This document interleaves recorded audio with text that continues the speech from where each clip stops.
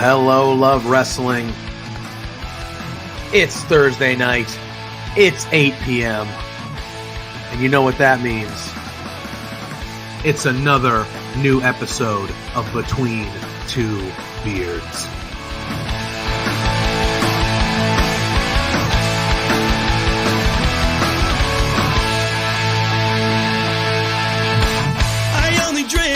Can we start off with the biggest news of the week? The Rats lost!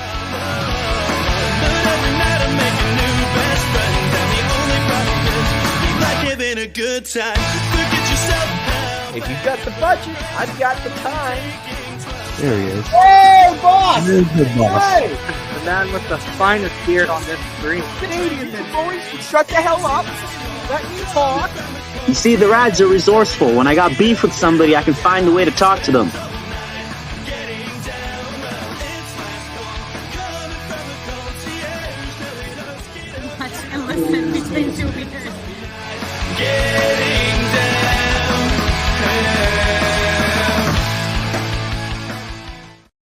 Hello, Love Wrestling. It is Thursday night. It is 8 p.m. And y'all know what that means. Tell them what it means, JPJ. It's another episode of Between Two Beards. You almost punched your son in the back of the head. I did. I saw that. I wish it kind of would have. But no, I'm kidding. That's a joke. That's a joke. Clearly, Mrs. Pluggo. We know that I love kids. We know that I love kids. Owen might make an appearance for the first part of the show. Yeah, I'm very disappointed in Mrs. Pluggo. She knows the drill. We got some people saying JPJ said, quit messing with my money, Smokey. Quit messing with my money.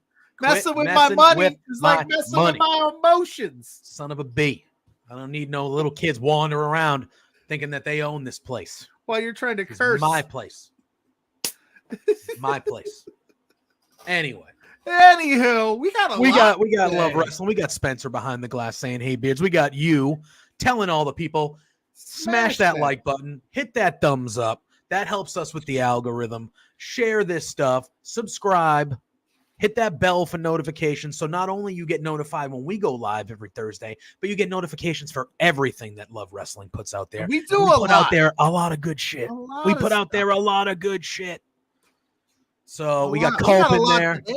Another Bearded Thursday. Good evening, gentlemen. We got Love Wrestling saying, hammer that subscribe button, obliterate the bell. Damn right. Destroy that like button. Smash that share. Let's go. The more you do that, the more you support us. It helps with the algorithm. It helps with all that crazy stuff. And as we've learned over the first month of monetization here. What is that? Oscar. Thank you, Owen. Oscar card. That's cool. All right, the monetization here. We'll say anything you put on the screen as long as it's within, reason and not, mean spirited. So like if you wanted to drop a super chat asking JPJ to tell me his thoughts on Cody Rhodes at WrestleMania, he'll yell. Oh, I will. I'm just saying, just do it. I will yell a lot. It's fun because he's facing Dominic Mysterio. Anyway, we got a lot today. So we have an LPW match announcement we got to do today. Mm-hmm. That beef between Shazza McKenzie and SRS is heating up. We got a little bit of a nugget for that. That was juicy, as the kids say. What else? I mean, there's we have a more. lot of wrestling. Kyle Sparks. BodySlam.net's going to be here. He's going to be here. He's going to be popping in here shortly.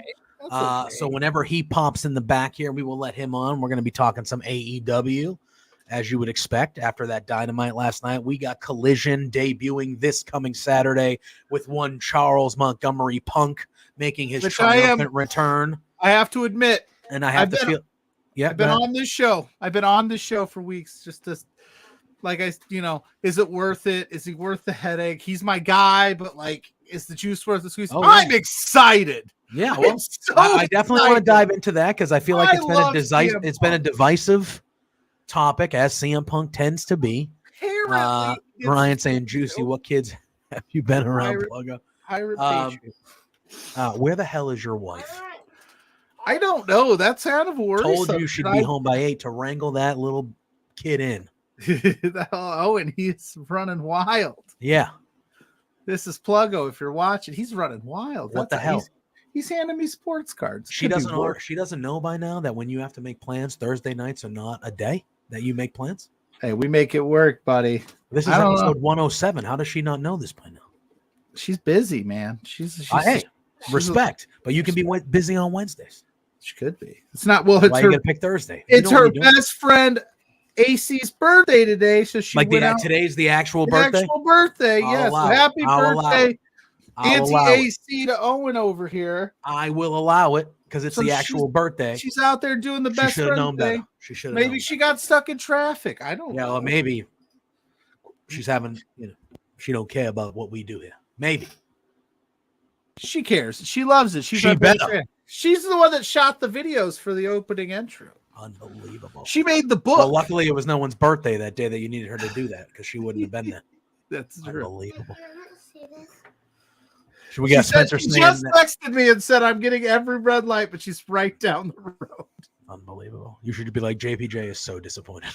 JPJ is furious right now. JPJ is losing his shit on this show right now. He's pulling out one beard hair at a time. Just losing. I'm just out. I'm leaving. I'm like, I'm done. I'll see you next week.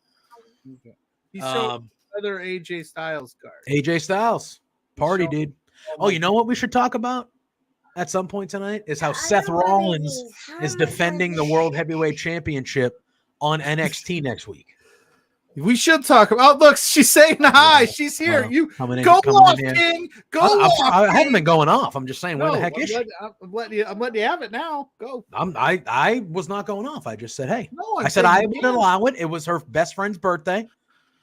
107 episodes. Yeah, should have went out last night, but it's fine. I don't make plans. I'm not part of the plans.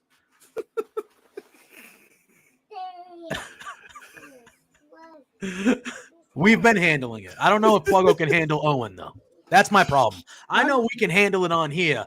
I do not know if Pluggo can handle it. He's cute. He's that is my issue. My issue is not that you went out and had a good time with your best friend. I just don't know if Pluggo can wrangle that kid in to the point where he doesn't piss me off. I don't think anybody can wrangle Owen in. Owen is unwrangleable. I mean, you know. So he's chilling though. He's showing wrestling cards. Our boss is in here. My boss is in here. We better be on our best behavior. Mrs. Pluggo making me sleep on the couch, and I hope she had fun. Wow, Mrs. Pluggo saying that Owen is up for sale if anyone is interested. Wow.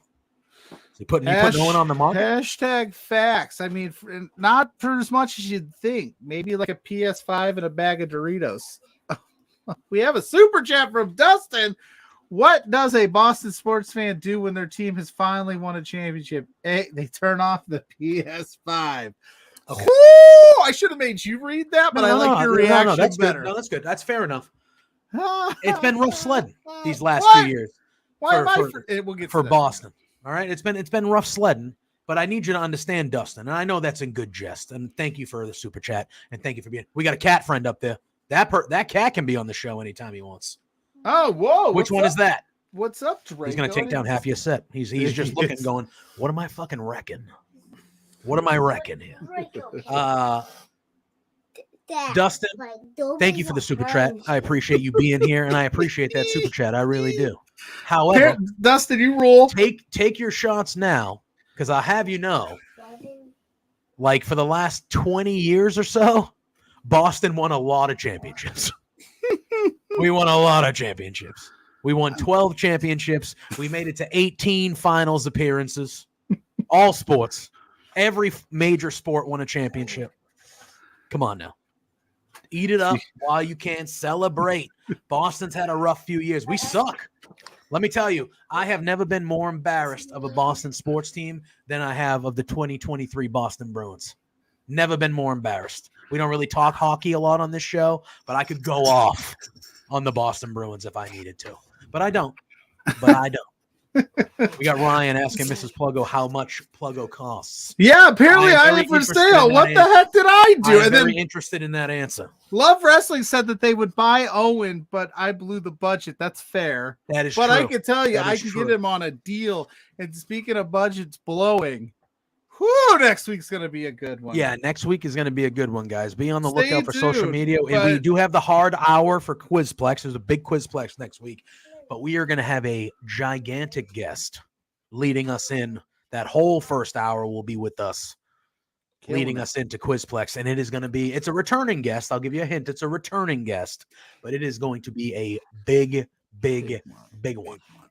So, as you just learned, friends, if you leave a super chat in any vein, we'll read it. So, Dustin, that was cool. If you, hello, Owen. Don't touch the computer. Owen's here. Okay. Well, I was gonna say, how many more red lights? How many more red lights do we have to wait on? Hey, who's your favorite wrestler of all time? Of all time? It is Bobby Lashley. No, Rey Mysterio. Oh, you love Rey Mysterio? Rey Mysterio. You've been saying you love Bobby Lashley. Jay says, we haven't. Well, I was gonna ask the boss if he wanted us to announce the match at a certain time, but it looks like we might as well do it because he's here. He's here. Well, somebody's here. I don't know what's Somebody's here. on. Somebody just crashed the stream, which we're used to. We're actually announcing a match that involves this person tonight, so we might as well Let's just do it all in one shot. Yeah, see what he has to say, and then, there he is. What do you want? Oh, Rockets jersey. Hi. Uh-oh, you might have won Pluggo over. He's a Rockets fan. Hi. Oh, wait, you're muted. We can't hear you. You can't hear you. Oh, he's gone. It's that Rockets jersey. He'll be back. He'll be back.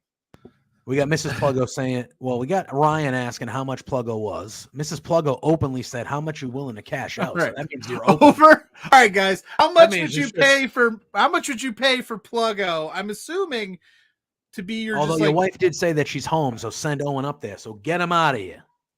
Oh, she just yelled it. He just took off. All right. He knows. He knows, man. He's like, Mom. Here's the thing. Here's the thing with Owen. Here's full shoot. No kayfabe. Owen only loves me unconditionally when his mom's not around. Soon as mom's here, I'm done. I don't exist. I feel like that's. But anyway, a couple of bucks and a new dog, Ryan. I don't know if Mrs. Pluggo wants a dog. I don't know. Maybe she does. Maybe she does. All right. But let's bring. Did you figure out the tech? Did you figure out the technology? I don't know what you did to me, Pluggo. I don't know why you would mute me. I'm the most consistent. Wow. Is that a Chris Paul? No, baby. This is T-Mac? Tracy. Wow, snap! I think, did we talk about this last week or the last time you were on? But Pluggo is a Rockets fan, so you might have won him over. I know you guys don't like each other, but I mean, if he's decent, I think he might be trying to get in your good graces. He doesn't even have to be nice to me today. If he's decent, I think he's trying to get in your good graces. Sending an olive branch for you. Look at that. Wow. I went out and got a Rockets jersey. This is called growth. This is called growth. This is what this is. Tracy, we're mending fences here. We're making things work. Squashing beefs. Are you not here to yell at Pluggo then? Did you not come here to yell at Pluggo? No, I came in to see my favorite beard guys and see what's up, how the life is going, how wrestling is going, how excited you are to hear about the next Rads match for LPW. Oh, we're world premiering. We're world premiere announcing it tonight. We're gonna do it right now. We're gonna do it right now. You want to do it with us? Yeah, your match. We were announcing an LPW match, and it was your match we were announcing. You just came on, so we're just gonna do it now. If that's cool with you. Steal a phrase from my best friend, Lumberjack Larry. Let's fucking go. There we go. All right, cue it up. Here it is. Drum roll, please. We have a LPW 16 match announcement, and since Rich King has decided to join us, here it is. Boom. Boom, baby. Sean Moore and Phil Deadly take on the Rats. Lumberjack Larry and Rich Tracy McGrady King. There it is. So that is. Damn. I think it's just it must have been the lighting. The lighting there. I don't know. That graphics department. I pictures and I forgot to get a tan. Damn it. That's okay. That's okay. But that is our exclusive LPW 16 match announcement. It is you against Sean Moore and Phil Deadly, you and obviously your brother Lumberjack Larry. How you feeling First and about foremost, Eric Bischoff would hate me because I don't have a tan, so I wouldn't get any more matches. But thankfully, Spencer's smarter than that, man. But that's terrifying because Sean Moore is a beast in that ring. I've never been in the ring with Phil Deadly, so that's going to be a first time ever. I'm not sure if they have tagged before either, so that might be something quite strange. This is something new for us, Sean Moore is one of the very best in Canada. I can't give him more than enough props. He just dominated at the Wrestling Academy in Quebec a couple weeks ago, him and Bobby Sharp and multiple others from Alberta. But I got nothing but respect for Sean Moore. But when you come up against the Rads, baby, there's only one team that's as rad as this. So they have to go up against the longest ever, the first ever LPW tag team champions. We're going to be touching tips, shaking hips, and looking to redeem our championships. May I ask and I'm going to be completely professional. Rockets jerseys won me over because you don't see that in these parts very often, especially in Canada. So this would be this is the first match you and Lumberjack Larry have had in quite some time that you aren't the LPW Tag Team Championships. So does that actually fuel a little bit more of your fire heading into the LPW 16, or are you just confident as ever, business as usual, we'll be back on that championship run in no time? I wish you wouldn't have brought that up. I was in a really good mood, Pluggo. I was feeling really good. I have to ask. And you asked about, if we're hungry or if we're this, that, or it was never a case of hunger, Pluggo. We were always prepared. We were always on top of our game. We've never fallen off the top of our game. I wish we could say that we were beaten by a better team, but we were beaten by cheating.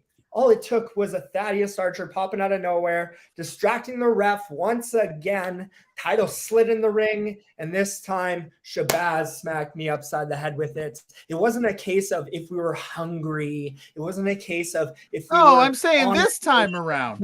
This match. No. We have one level, and that's the top.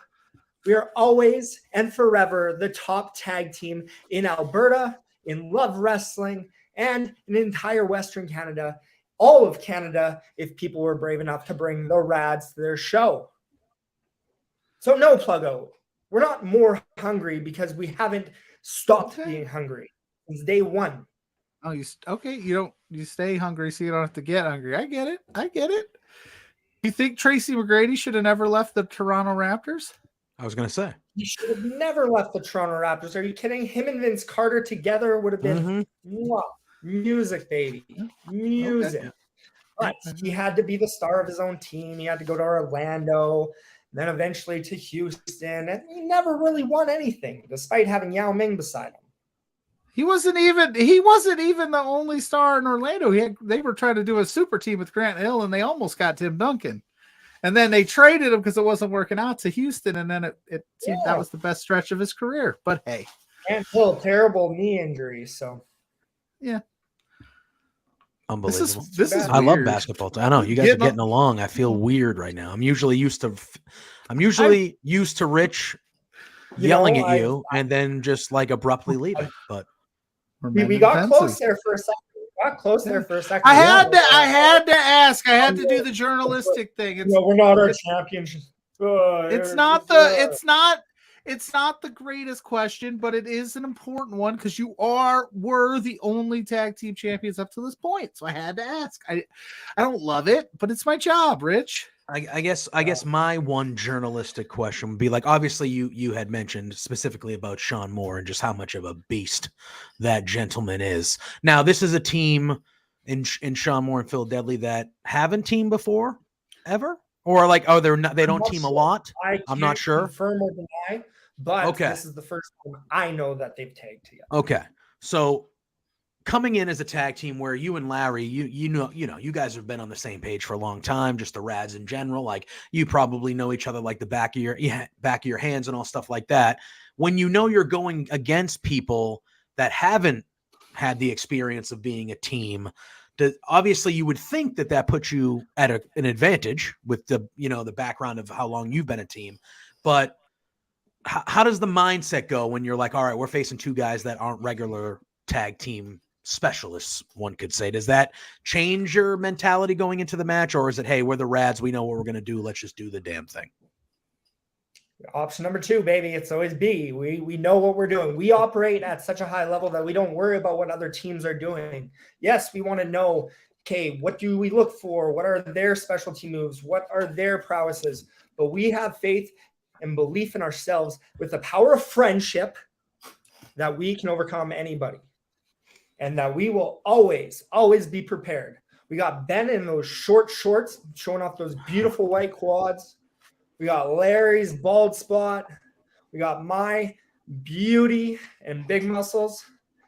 And we can apparently, according to the boss, next month full tan.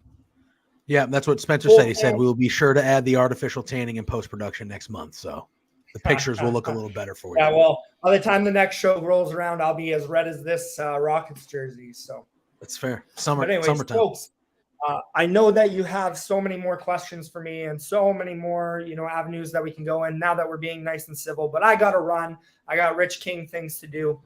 Fair enough. Before I go, I do want to show off this jersey a little bit more because it is so nice. And Pluggo, again, this is like our thing right now, right? Please, like this is us, please. man. This is us. Yeah, Rockets, baby. Right? That's right. Yes, that's my squad. How long have you been a fan of these guys, by the way?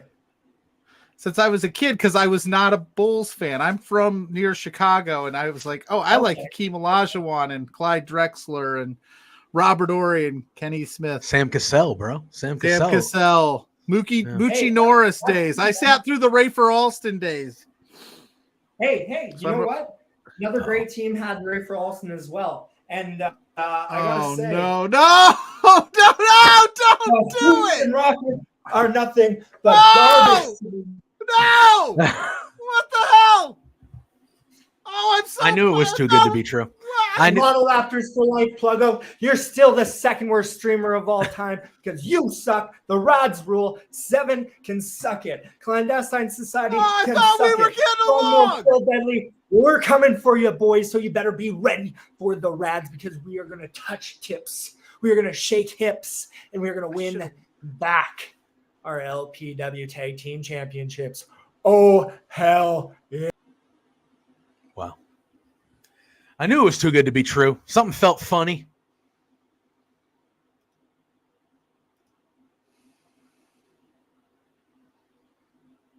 How you feeling, Pluggo? You all right? It's not often on this show that I'm speechless.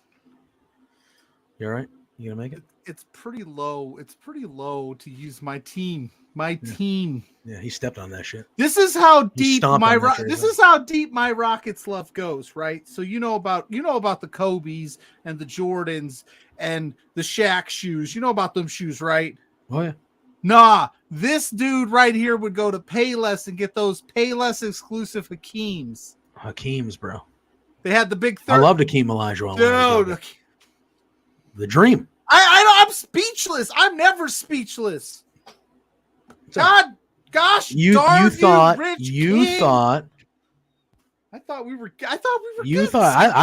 thought you guys were breaking through. I was like, what is this? People are being nice. This was what the is biggest moment. happening? That was a bigger moment than when Sean Ross Sapp was on. Like, hell yeah, dude. The Rads and I getting along, Rich King and I enjoying each other's company, and then nothing against the Raptors. I have nothing against the Raptors, so that's fine. But he stepped on it. Yeah, that's fucked up. Listen, Rich King. That's messed up. You suck. That's messed up. You suck, Rich King.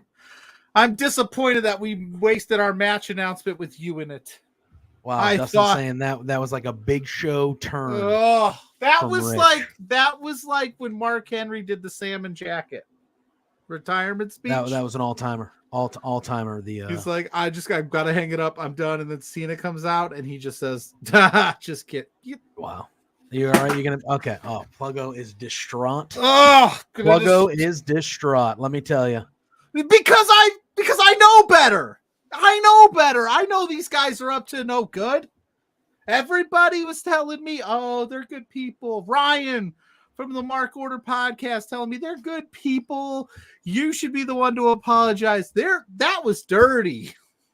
That was dirty. That was premeditated. Spencer, do something about your boys, or I will make my way up to Canada at some point. Take care of myself. Oh, really? So start dropping super chats and the Pluggo Gets to Canada fund. I know. I was going to say, drop them super chats so we can afford a flight up to Canada because Pluggo's that's what it took. It didn't take months and months of making fun of him, interrupting our shows, going at him on Twitter. You mess with the Houston Rockets. Oh. You get the horns. Not even that. Like he came with an olive branch. He even said the word. He even said it at the beginning. He was like, "This is an olive branch." I should have known. I should have known. I mean, that as soon as he stood up, I was like, He baited you. God. He baited you. Unbelievable. This is the kind of people. These are the kind of people that infiltrate LPW. This is the kind of people. I mean, they're first ever tag champs. He's one half of the first ever tag champs. They cheated to win those things. Well, you can't cheat to win all the time. They get mad that somebody cheated to beat you. Then you can't get mad at professional journalists such as ours. I'm fired up. You know what, friends? I'm fired up too. The show might have to end. Let's pay some bills. Let's talk about BetStamp for a little bit. Let's let Pluggo cool down. Take a deep breath, everybody. But I want to talk to you about BetStamp. They are our newest brand partner, and today's podcast is actually brought to you by the BetStamp app, which is helping thousands of people win at sports betting for free. The same way travelers use Google Flights or Expedia to find the best prices, bettors can now use BetStamp to do the same. When you place a bet, the odds given by a sportsbook will determine how much you can possibly win. Even when betting on the same outcome, different sportsbooks will offer varying payouts, and these differences can be huge. Right now, the U.S. Open started today. If you like golf, you like betting on golf, I love betting on golf. Now, BetStamp, I still have to wait a little bit before I can personally use it because of the Massachusetts were idiots, and they waited forever to legalize gambling because they're clowns. So it is what it is. But if you are living in a certain area where you can get BetStamp, you could be betting all weekend on the U.S. Open. Should be a good one.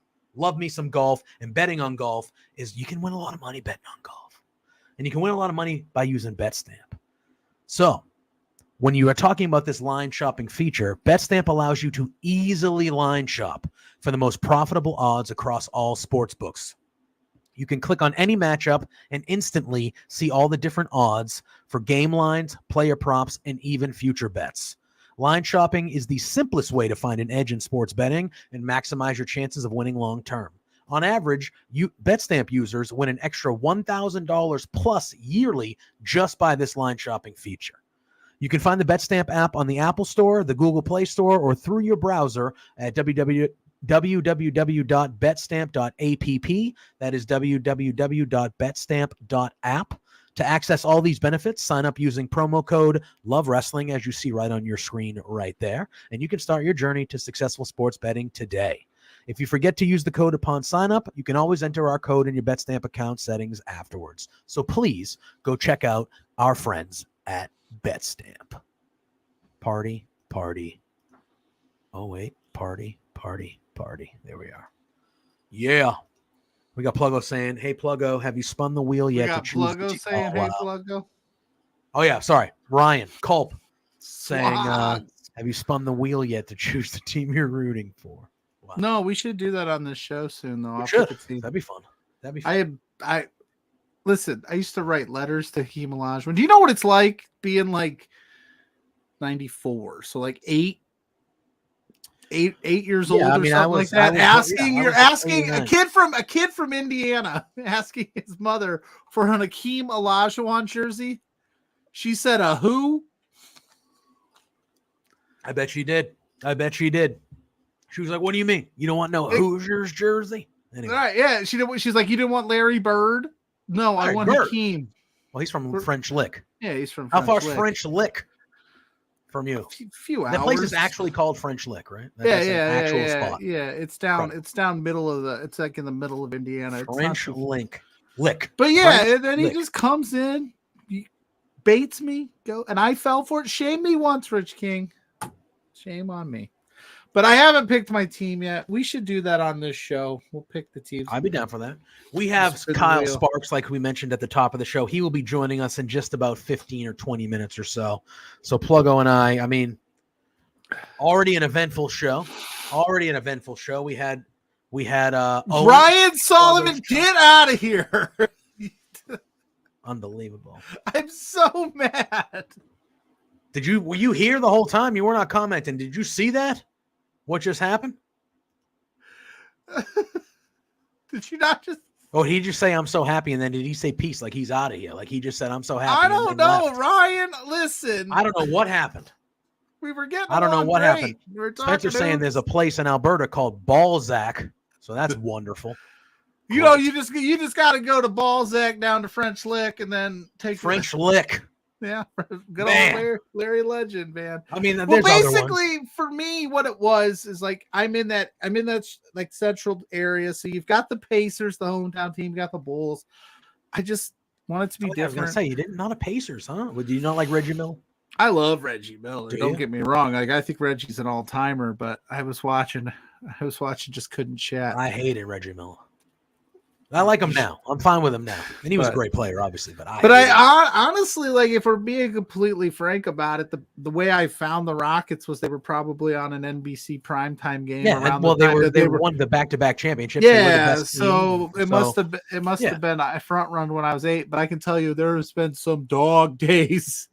Well, they have sucked for the better part of ever since 15 years. I was going to say 15 years or so. Yeah, ever since. But they had like. We have runs. We have these runs where they get when McGrady was there, they were competitive for the most part. They won 22 straight. Yeah. Wasn't Chris Paul there for a few years, right? And then he was Dan there. Tony? And he and he pulled his hammy in game 6 where we had the Warriors on the ropes. Yes, you were going to beat him. You would have beat them, and then he hurt himself, and the Warriors came back and won. Yes, and then we did. Who were the other guys on that team with Paul? We had Harden, Capella. Harden and Capella. Right. Yeah, you guys. But the worst part is, you might have won the championship. Yeah, and then in game 7, we literally we missed 23 straight 3-point shots. We make two. We make 2 of those. We win the game. I know what that's like because my Boston Celtics did that 2 years in a row. So, Ryan Sullivan, buddy, we love you. Shout out to you and your friends over at the Mark Order Pod. Yeah, I hopped in that chat last night. Good people over there. You should go check him out. Go check them out. Good stuff. I know that, and I would hope, Ryan, that based on what you saw today, your stance has changed. That I'm not the bad guy here. I tried to be nice. I tried to have a journalistic integrity. I will say, if you are looking at what happened earlier in the show objectively, I thought Rich King was kind of a dick move. That was a dick move on Rich King's part. Objectively. There's no other way to put it. I'm just speaking objectively. He came on here wearing a Houston Rockets jersey, Pluggo's favorite team. And he used the verb, this is an olive branch, is what he said. Mending fences. He used all those metaphors that make me just tingly on the inside. You know? Because here I was thinking, oh, maybe we'll get the Rich King on. I hear he's. And I said, this is growth. And he said, I'm trying to be the bigger guy. And we saw what happened at the end. He was full of shit, is what he was. He was full of shit. Well, Ryan saying that Rich is just worried you'll no trust on mine. I was very nice. We asked him about his upcoming match. We asked him about. Anyway, what do we want to do before Kyle gets here? Do we want to? Well, when Kyle gets here, we're definitely okay. Do we want to take care of the other housekeeping? Oh no. Oh, come on. Boy, we got Tales from the Undercard popping in here. You can't gloss shouldn't have brought over up the facts. Rads losing the title. You can't gloss I mean, technically, we facts. cover professional wrestling. And if we're covering shows, we have to speak what happens at the shows. On behalf of you, how that made you feel. I was trying to get to know the inner you, Rich. How do you know that's Rich? I know. Wow. Because he's an instigator. Wow. Pluggo's going to be off the whole rest of the show here. But we are going to be talking AEW Dynamite. We are going to be talking about Collision, which debuts in a few days on Saturday evening. I do want to talk about Forbidden Door because they added some stuff onto that last night. And just that's like they were just like boom, boom, boom, boom, boom. I was sitting there for 2 hours going, this is peak. Heaven. This is peak AEW. What is going on right here? Yes. But I do want to talk some Money in the Bank with Kyle. We could ask Kyle if we started talking about it now and he comes on, we can lump him in, but so we want to set the stage for the people that are here. Go ahead. Do we want to do it? Or is that what we're doing? I mean, we could. I think we could. We can start and then first and foremost, why don't we talk about this before we start talking about Money in the Bank and stuff? Seth Rollins. So last week on NXT, Ryan, that is just false. I didn't take a shot. I had to ask anybody that loses a championship after almost like a big chunk, 2/3 of a year.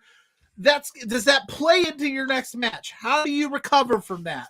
That is a valid question that you would ask a friend who is obviously troubled and in need, who obviously is hurting, so he's lashing out at others.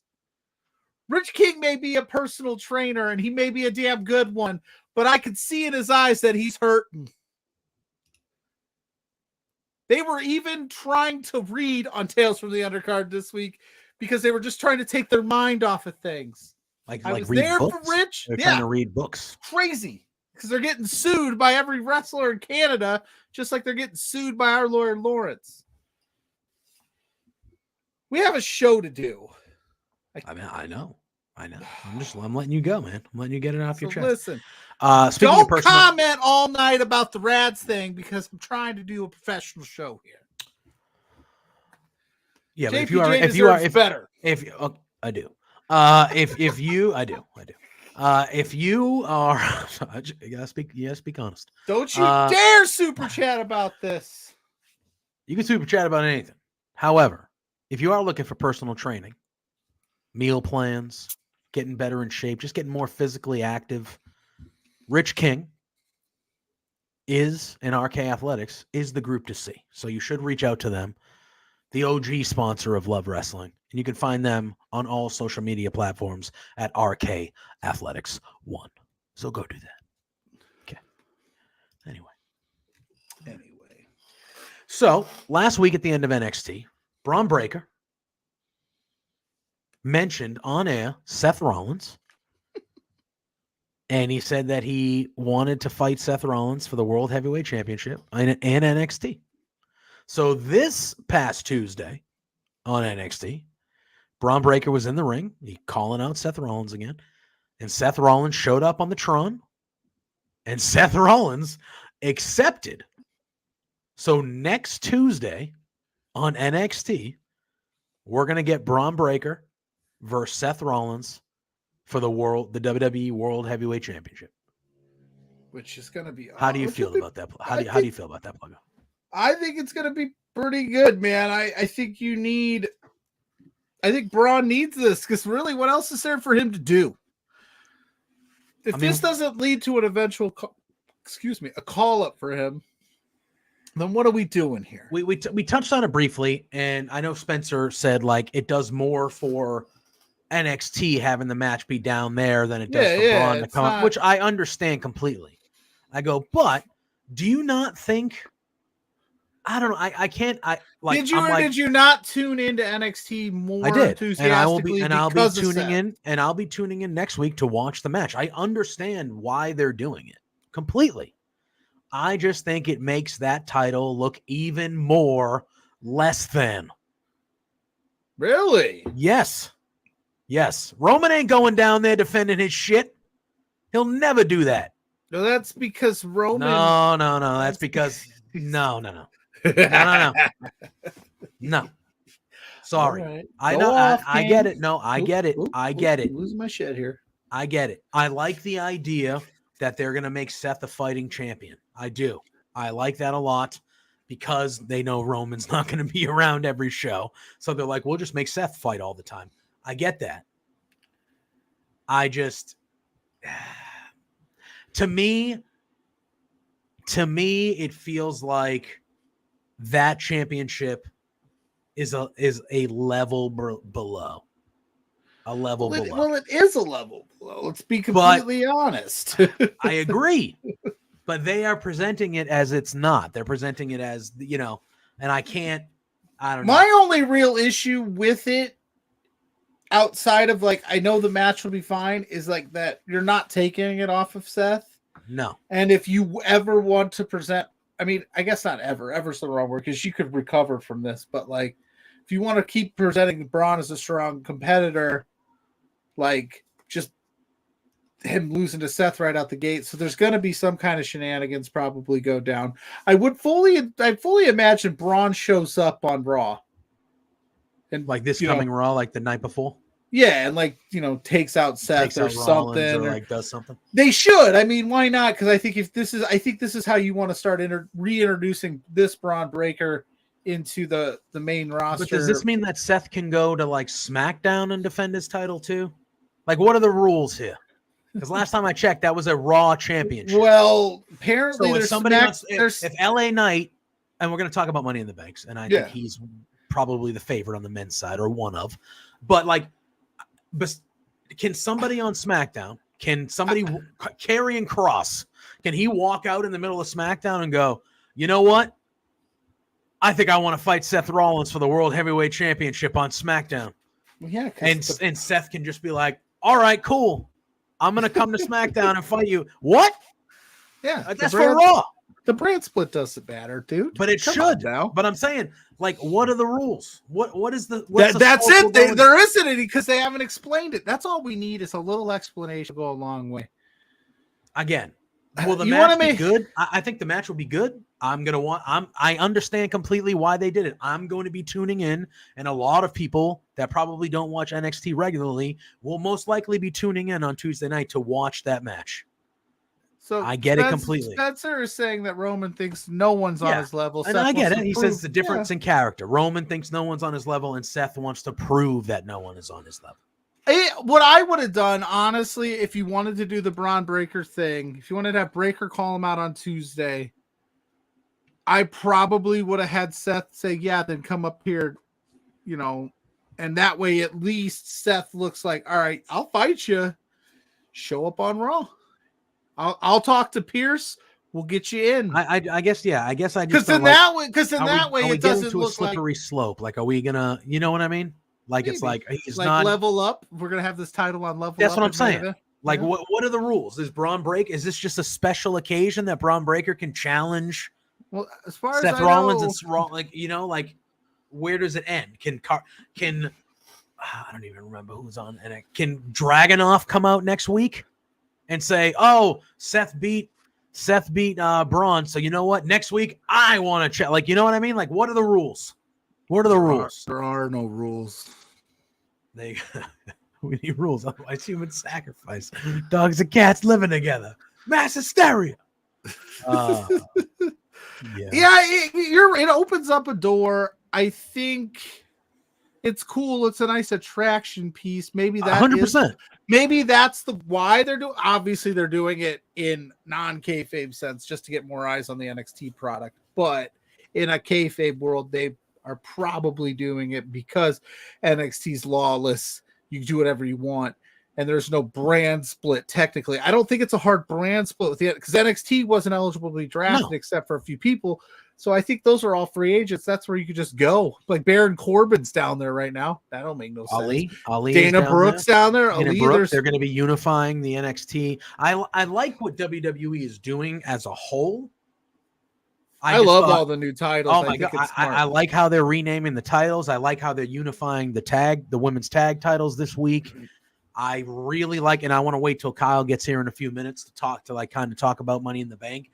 But I like both of the Money in the Bank matches. I like how it has a lot of people in there that have never been in the main event picture, especially on the men's side. Those are all people that A, have never been in a Money in the Bank match, and B, have never been world champion. And I like that. And let's hope that they keep it that way. Don't throw any curveballs. Because I'm working on my power ranking selfishly. First of all, before I gloss over Ryan's last comment, you know what movie that's from, do you? I know you're not a big movie guy, but do you know the reference? It sounds super familiar. You said it. What is it from? So Ghostbusters. Ghostbusters. Okay. Yeah. Okay. I just wanted to make sure because I didn't want him to think that I didn't know where it was coming from. Ghostbusters. You've seen Ghostbusters? Not in a very, very long time, but you've seen it though. Yes. You never know what you. Just gotta throw it out. I'm afraid to speak and let people in anymore. Rich has really hurt me. Bro. I'm crying. Unbelievable. Can't believe he did that to you. I really can't. He'll be hearing from our lawyer. Lawrence. Yeah, but I got in a couple he knew. Yeah. I am distraught right now, Ryan. I don't know what's up, what's down. I don't even know. I don't remember what happened yesterday. Yeah. It's unfortunate, really. Rich King. Yeah. Just mean. Just straight up mean. Yeah, I got in a couple little small beefs this week because people were complaining like, "Oh, the Money in the Bank match has no star power." Oh, they were like that, and I was like, "Listen," I go, early on in the Money in the Bank was designed for people to level or up. Performers, yes, who were like on the cusp of being main eventers, and if you won the Money in the Bank briefcase, that was kind of like, "Oh, okay, he's the next one." He's the next one. You know, like when Edge won the briefcase, he had not been world champion yet. You know what I mean? Like that's what that Money in the Bank was for. And I just think the last handful of years or so, for a while, but the last handful of years, it turned into the biggest people on the roster are in the Money in the Bank match. So it kind of like, but originally it was for this. It was for the people that had never been up to the main event level. And this was a chance for them to break through and have a briefcase and a contract that would guarantee them at least to be in the ballpark of the main event. Because how many times, JPJ, those same people that you were fighting with this week and I've argued with and yada, yada, yada on social media have said the phrase, well, so-and-so didn't need the money in the briefcase because they're such a big star. Yeah. Make up your mind. But I agree. I think it should be. It's fickle. I don't get me wrong. Like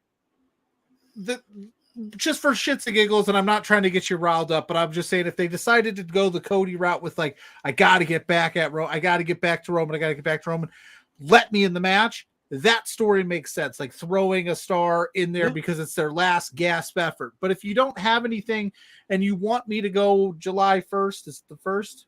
Yeah, 3rd. I think so, right? Something like that. Whatever. The first weekend of July before. It's right before the 4th. It's right. I think it's anyway. It's the first. Anyway. The 4th. You want me to sit there? So it's either the first or second. It's more maybe the compelling second. This way to go. Okay, this person makes because not everybody's completely separated themselves yet. And you're like, oh, this could be an interesting run, or if they let this person have the briefcase for, a year, that could be fun, or whatever. Instead of going like, oh, it's Cody's. Oh, Brock's gonna win this thing.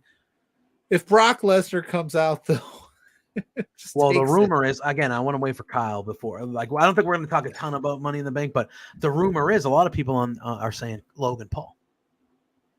But he's not in the match. I know, but Brock Lesnar wasn't in the match either.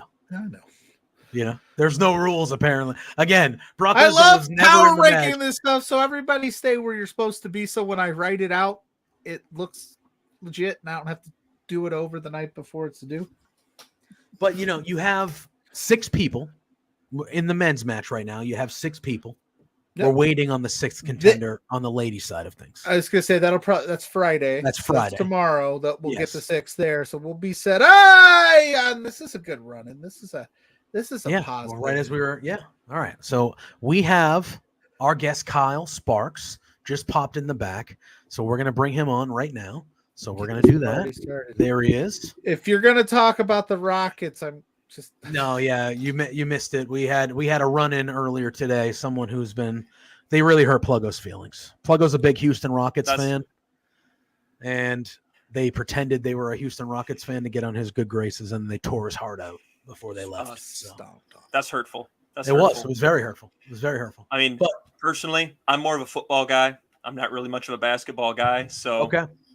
I have no strong opinions here. Yeah, no, we are big football people as well. We talk a lot of football. We usually do an NFL draft watch along Thursday that the draft happens. So who's your team, Kyle? Live in Michigan, but I'm a Green Bay Packers fan. Interesting. Fair enough. Well, your old quarterback. I'm from Massachusetts, so I am Boston and through. So the New England Patriots, rough times. All right. Rough times, much deserved though. Hey. I mean, we had a good run. Rough times, but your old quarterback. I know that goes. It's hard to complain. Yeah, exactly. I can't complain. We had a good 20 years. Like, what am I going to bitch and moan that we haven't lost and we haven't won in 3 years? Oh God, But your old quarterback, Aaron Rodgers, is now in my division, so now I got to deal with him a couple times a year for however long he decides to play again. But all of a sudden, the AFC East is like the best division in football, and I'm like, what is this? What is this? There have been no challenges for forever, and now every team's good except us. My team stinks, but every team's good. But us. And I have bad news. He's going to be playing pissed off, which is probably not good news for anybody else in the division. No, it's not. He's got a point to prove, and they have a good team. They probably would have been a playoff team last year if they had a comparable quarterback. Not to cut you too off because I don't have a team. I don't have a loyalty spot in the game. No, Ryan, I refuse to call this weekly run-in anything. I refuse to make this an official segment. This is unwarranted, unprovoked. Okay. Yeah. They don't like Pluggo. They come in and just pick on Pluggo the whole time. I don't know why you would dignify just a weekly segment for picking on Pluggo. It just doesn't seem right. It doesn't. Thank you, Kyle. Thank you. But obviously, we are very excited to have you here. Thank you. So first and foremost, how we doing? How we doing tonight? Doing pretty well. Glad to be here. Glad to be. I appreciate you guys tap dancing for me and keeping everything warm while I got back from work. The real life job was had me kept a little bit longer than we anticipated tonight, and but I'm looking forward to talking some wrestling. Yeah, big time. And as you hopped on, we had really just broached the subject. We didn't dive too deep, but we were talking about Money in the Bank a little bit. Obviously, we don't know the full cards for the show, but we do have the men's Money in the Bank match is squared away. We know all the competitors that are going to be in that. We are waiting until tomorrow night. We will find the last female competitor that will be in the women's Money in the Bank match. And we haven't dived into Cody yet because listen. All right, listen. Send your super chats now if you want him to yell about Cody. Okay. I always yell about Cody because he should have won the title at WrestleMania. And I will yell about that until the day I die. That is a hill I will die on forever and ever. Episode 850. Literally. Every time it's brought up, you're just going to have me going on a rant.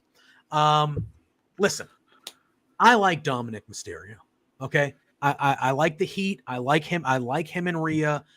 I like Dominic Mysterio. But to me, this is Cody. This is a downgrade is playing it nice. Yes, significant downgrade from where he was 2 months ago, main eventing night 2 of WrestleMania against Roman Reigns. And now he is fighting to win Dominic Mysterio. And again, I like Dominic. And you know what? I already know that when the match happens, I'm going to enjoy the hell out of it. I already know I am. And I know when the match is over, I'm probably going to be like, that was fun. That was fun. No, I have a problem. I have a problem with it. And I just got to say it. I have a problem with it. It bothers me. Cody should be the champion, in my opinion. Yes. Do you agree with me, Kyle? I'm assuming. Absolutely. Okay. Every step we've seen in this story undoes the step that came before it. When so many people that were skeptical were promised, no, this is okay, and this has to happen because X outcome is happening. And now after multiple chances, X outcome is still not happening. Correct. And Pluggo was as big an advocate of Sami Zayn winning that title from Roman in Montreal as anybody. And I was as big an advocate saying, hey, I love Sami Zayn, but hell no, because the story is Cody winning it at WrestleMania. And then they didn't do either of them. What the hell? Anyway. But again, I just like you said, Kyle, though, like it undoes everything. Like all that work, even in the Brock Lesnar storyline part where it's like, you know, he got his arm broken and just got absolutely brutalized, but still figured out a way to win it. Like if he has anything short of a squash match against Dom, like what are we talking about here? Dominic's going to come out looking like $1 million. Are we using Cody Rhodes' vehicle to get Dominic over? He's already over. I think Dominic should have been in the Money in the Bank match. I think I would have rather him been in that and been like a 7th or whatever. Like you make it an 8-man, which they used to have 8 people in there. I just like personally what I think is going to happen is I think Brock Lesnar is going to show up and cost Cody the match. I think Dom's going to beat Cody. I do, and I think because Cody wants to fight Brock, right? He wants to challenge Brock. And Brock hasn't been around. He hasn't answered it yet. And the rumor is they're going to do some sort of stipulation match at SummerSlam, and that's going to be the blow-off. Fine. I haven't disliked the Cody and Brock stuff. I wish it was for the title. I think it would be better if it was for the title. But I haven't disliked the stuff. But it's like this just feels like I don't know. Like when I last week on Raw, not this past one, but the one before, I was like, we're doing Cody and Dom. That's what we're doing. Cody and Dom. That's what we're doing. That's what we're doing. I even put it on Twitter. I was like, what are we doing here? And I had people coming after me. Apparently, we're not understanding professional wrestling. No, apparently you're a fucking idiot. I'm sorry. Kyle, sorry to swear. Earmuffs. But like that's how I don't understand. What? Anyway. Wait, this doesn't work with earbuds. Oh God! Hold on. No, sorry. You can swear here, Kyle, if you need to. It's up to you. But I'm but that's how I feel. I'm just like, I look at it and I go, I don't see any positive for Cody Rhodes in this at all. And so he beats Dom. Okay, what does that do for him after that? How does that raise Cody's level that he beat Dominic, or something great, chicanery happens and Dom beats him, and then you have a law, I don't know.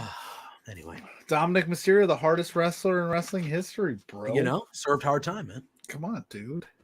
God. I just, and I'll leave it to you guys before we, I don't see how Cody comes out looking great in this either way. Like it just seems like a nothing thing to me. And I feel like Cody should be something. He deserves more than that. It frustrates. Maybe he ends up fighting Rhea. I mean, I'd be all right. I would prefer that match, to be honest with you. How could you not? I don't see. There were points during Cody's chase and during this whole story when you could sort of see an outline of where it seemed like they were going, and now we've somehow, we've taken that left turn at Albuquerque, and now we don't know where the hell we're at. Yeah, it still seems like to me, if I had to still put betting money on who the guy to dethrone Roman is, I'm still picking Cody right now. Like I still am, but it's like, are we just gonna have Cody meddling until next year's Royal Rumble and he wins the Royal Rumble again and then he fights Roman again? Like where are we going? Because to me, and again, I know I've ranted about it a dozen times on this show since WrestleMania, but like the story wrote itself for you. Like it was just there, man. Like it was a free throw, literally an extra point. Like Cody beats Roman. He's the new guy. It all made sense. It was all easily written for you. And you just made it so much like there's no end in sight. It's just bizarre. It's just bizarre. And you have this history of this in this company, and taking what should be a really obvious conclusion and then whipping it in a different direction for the sake of, shocking people or confusing people. Sometimes the obvious decision is the right decision. Yeah. Not always. Sometimes you can get that for some shock factor and have some fun and extend the story. No, sometimes the ending is sometimes the ending is there. I've been a fan of Ring of Honor for a long time. That was a hallmark of booking in the Gabe Sapolsky era, where a lot of times you saw guys that were ready for the title, didn't get the title for 3, 4, 5, 6 months. And what are we doing? We're spinning our wheels here. And eventually you come back to it. That was a thing with Nigel McGuinness. It was a thing with Davey Richards. It was a thing with Tyler Black. I wonder whatever happened to that guy. I think he turned out all right. I think he ended up all right. We were, before, as you hopped on, we started the Money in the Bank session, but we did talk about Seth. He's going to NXT next week to defend his world heavyweight title against Braun Breaker. What are your opinions of that? I understand from a business standpoint of why you would do it. It's going to get people to tune into NXT. Clearly they have bought a lot in the future of Braun Breaker, and this is a big moment for him to have that match. But I also kind of feel like that title is already, when they announced it, it immediately felt like consolation, like less than Roman's belts. Now it's going to a different show. He's going to be defending it. And I understand, like I said, from a rating standpoint and stuff like that. But how do you feel about Seth defending that title on a different show? Like, does that create, like I was saying, can somebody on SmackDown next week now come out and say, hey, I want to challenge Seth Rollins for the World Heavyweight title, and Seth will go, you know what I mean? Like, do we think it creates a slippery slope? Like, how do you feel about Seth kind of going against Braun Breaker? Yeah, I'm kind of two minds of it. Obviously, the ratings thing is going to be an important deal. I think it's going to function as I get the impression that this is sort of functioning as a litmus test for Braun. You know, can he hack it as a tip-top level guy? Because Seth is rapidly approaching that level if he's not already there. If you can't have a good match with Seth Rollins, there may not be any hope for you. Yep. I mean, he pulled off one with Omos. I was going to say he had easily like a great match with Omos, which that tells you everything. A test in that sense. Yeah, 100%. I think the match itself is going to deliver. Connection is my connection is a little rough there. Sorry about that. No, you're good. You're good. He pulled off he's a great underdog face. One of my favorite matches of his, again, I referenced ROH when he was Tyler Black. He had a couple of great underdog defenses against, or when he was still chasing against Nigel McGuinness, when he was the champion against Chris Hero, bigger guys, harder hitting guys. That's such a great formula, and it's so easy to do, and it's so compelling when it's done well. And I think we can definitely deliver that here. Oh, for sure. As to making it the traveling championship, and anybody who challenges him, Seth will show up. You're going to have to do something to try to fight this perception, this justified perception, that this is a less than title, a secondary title. And there are worse ways to go about it than just having Seth go put on bangers on every show you own. Yeah. True. That's true. That's true. And hi, Sierra. Welcome to the chat, friend. Yeah, we got Sierra popping in the chat. Hello. Good to see you as always. And I'm expecting the match to be very, very good. I'm expecting Braun Breaker to step up to the plate and hit a home run here, and look really good in what we all assume will be a defeat to Seth Rollins. But I'm expecting him to, like you said, I do like how you said you think this is kind of a test. Like, hey, can you hang? Because if you can't with this guy who he could probably make all three of us look like comparable wrestlers in the ring with him.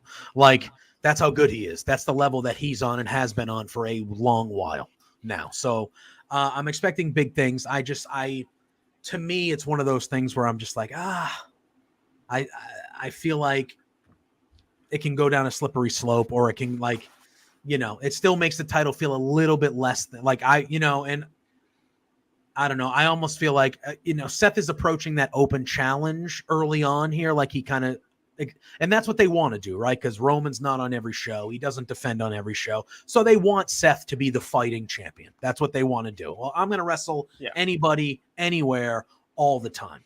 And it's like, cool. I like that. But I don't know. I was just like, why wouldn't you just bring, again, this is where the ratings piece comes in, because it's clearly for the ratings.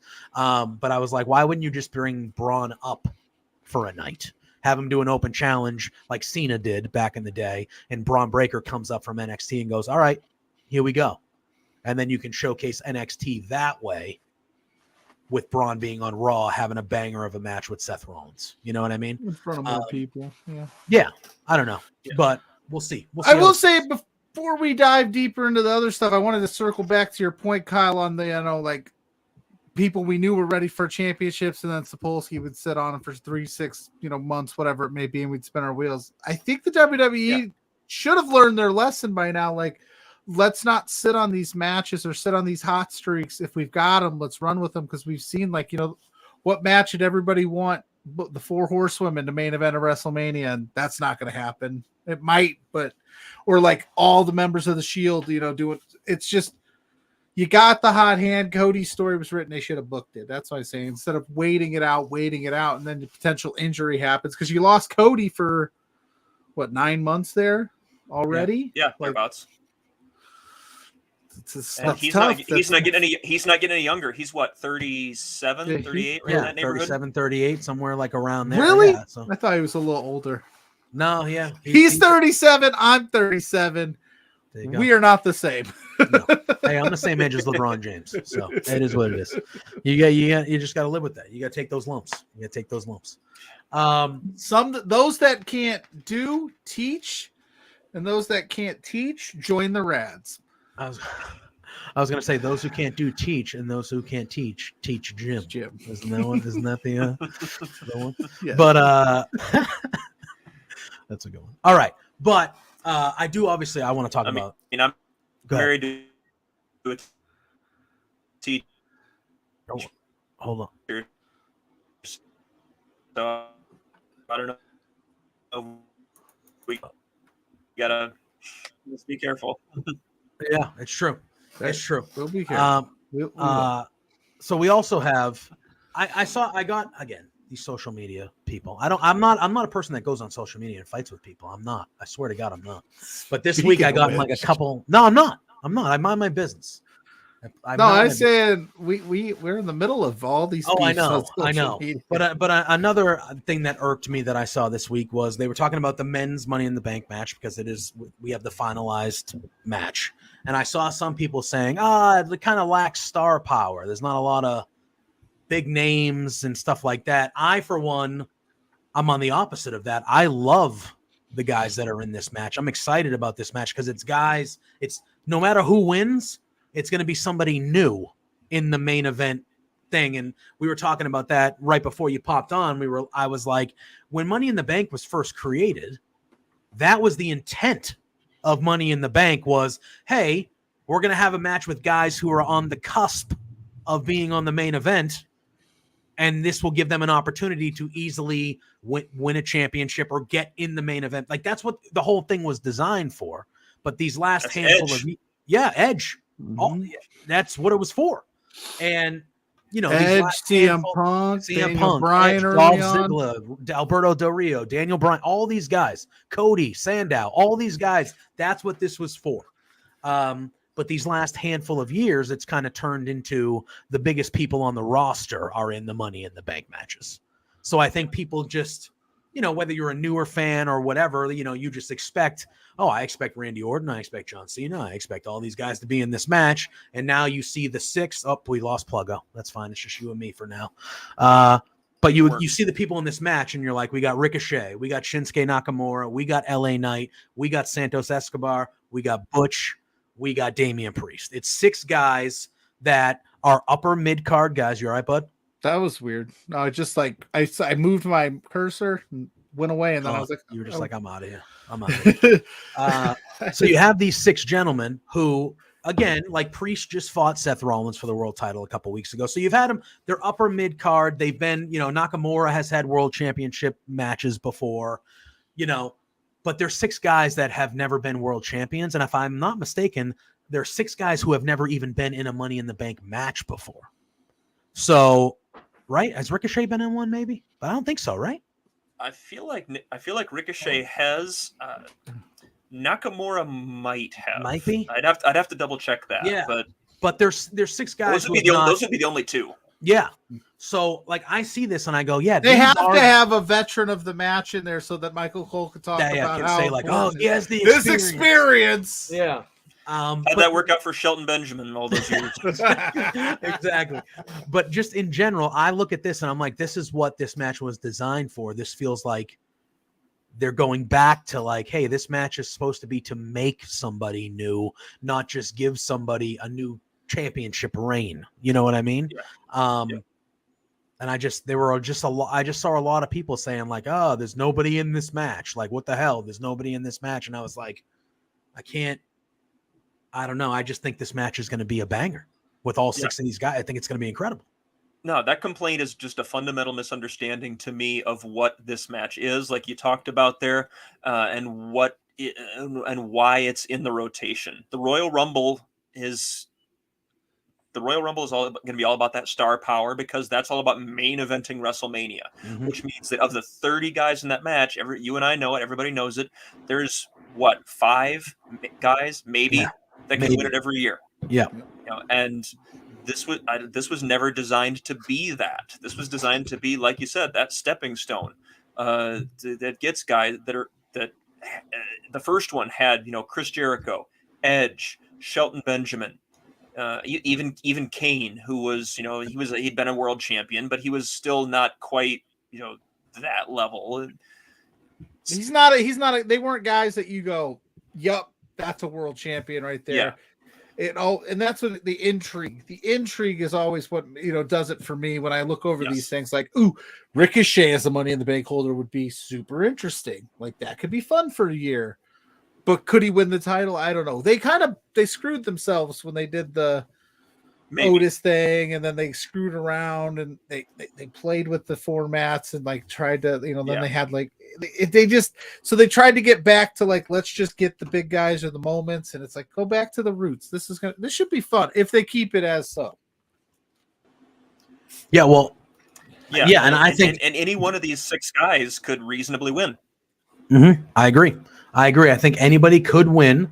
If you had to pick, Kyle, like who your favorite would be right now of the 6, where are you leaning?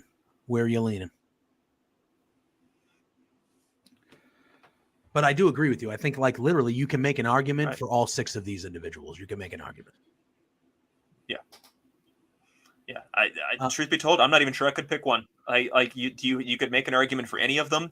I think LA Knight would be a lot of fun with the briefcase. He's clearly a star in the making, and if he's not in his 40s, he's pushing it real hard. He's another one of those guys who if you're gonna make a move with him, you gotta do it soon. Right. Damian Priest, then you have the fun dynamic with Finn Balor with the Judgment Day, how that all levels out. I like Butch. I think Butch would be fun. Butch? Yeah. Scrappy Doo, as they were calling him, back when he was first in Fight Night. Ryan, I'm not reading that comment on the screen. I'm not putting it on the screen. You're right. Ryan, keep on leaning into the rags to make Pluggo angry. Just disappointed. But yeah, no, it should be fun. And then, like I said, we still have a few weeks to play with because we're in the middle of June. So there's still a lot that could happen. Again, selfishly, I hope they keep this 6 because that's what they do. I don't want them to panic. I want them to go, these are our 6. Let's start building cases for these 6 in our story to get me invested instead of like, oh shoot, last minute, like Brock Lesnar shows. Like, just give us these 6, build, because that's how you build stars. You just let, because again, we said any 6 of these guys could win and we wouldn't complain at all. Like, it would be like, oh, that makes sense. But if you make them feel less important by potentially teasing like, oh, I want your spot stuff, it's like, make them feel strong. That's all I'm saying. Well, let's also not make them feel less important by having them just disappear for weeks at a time, like you've done with Money in the Bank winners in the past, too. or cash in on the United States title. Yeah, exactly, or something like that. And on the women, well, that's what they screwed up with Theory because everybody knew he wasn't ready to beat Roman. They screwed up with Otis and the Miz thing, and it's just like they try. The Big E cash in was awesome.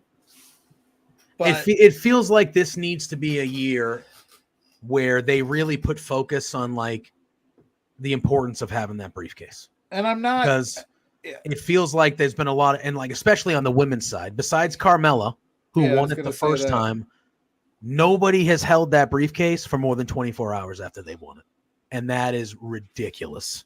That is ridiculous. Yeah. I would like to see whoever wins it on the women's side. I'm rooting for Io, but whoever wins it on the women's side, can they hold it? Can they hold it for a while? Fun with it. Yeah, like, you know, whoever's on SmackDown, could you imagine them just like poking the bear that is Rhea Ripley for a year?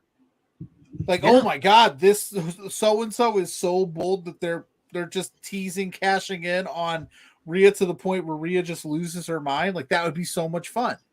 Or you could do it with Asuka too, but I think it would, that'd be fine as well, messing around with Asuka, but I think Asuka's crazy, so I wouldn't want to mess with her. Just saying. Yeah. Or Charlotte Flair when she wins it, because that's what they do. Mm-hmm. That actually gives me that's actually a fun idea. I kind of dig that. No, bear with me on this. I don't usually go into like a lot of fantasy booking, but somebody wins the title or wins the Money in the Bank briefcase and keeps poking at Rhea Ripley and keeps poking and poking and poking and poking, and eventually they don't cash in on Rhea, but they get Rhea so shook she drops the title to somebody else. Ooh. Flips out post-match, beats the hell out of them, easy cash in, and away we go. Yeah. Yeah, no, that would be fun. That's fun. I think we just booked it. Hey, Vince or Trips or whoever's writing the show. They use that. They've done that. They've done similar things like that before. Like when Daniel Bryan first won with his Money in the Bank, it was Big Show and Mark Henry that fought in that main title match. Right? Big Show won. I just and watched then Mark that. Henry beat the crap out of him and snapped and did his whole thing after. And then all of a sudden you hear Daniel Bryan's music and it's like, oh shit. It's like, oh shit. And Mark Henry had the face like he was like you gotta be kidding me. I just did that. You gotta be kidding me.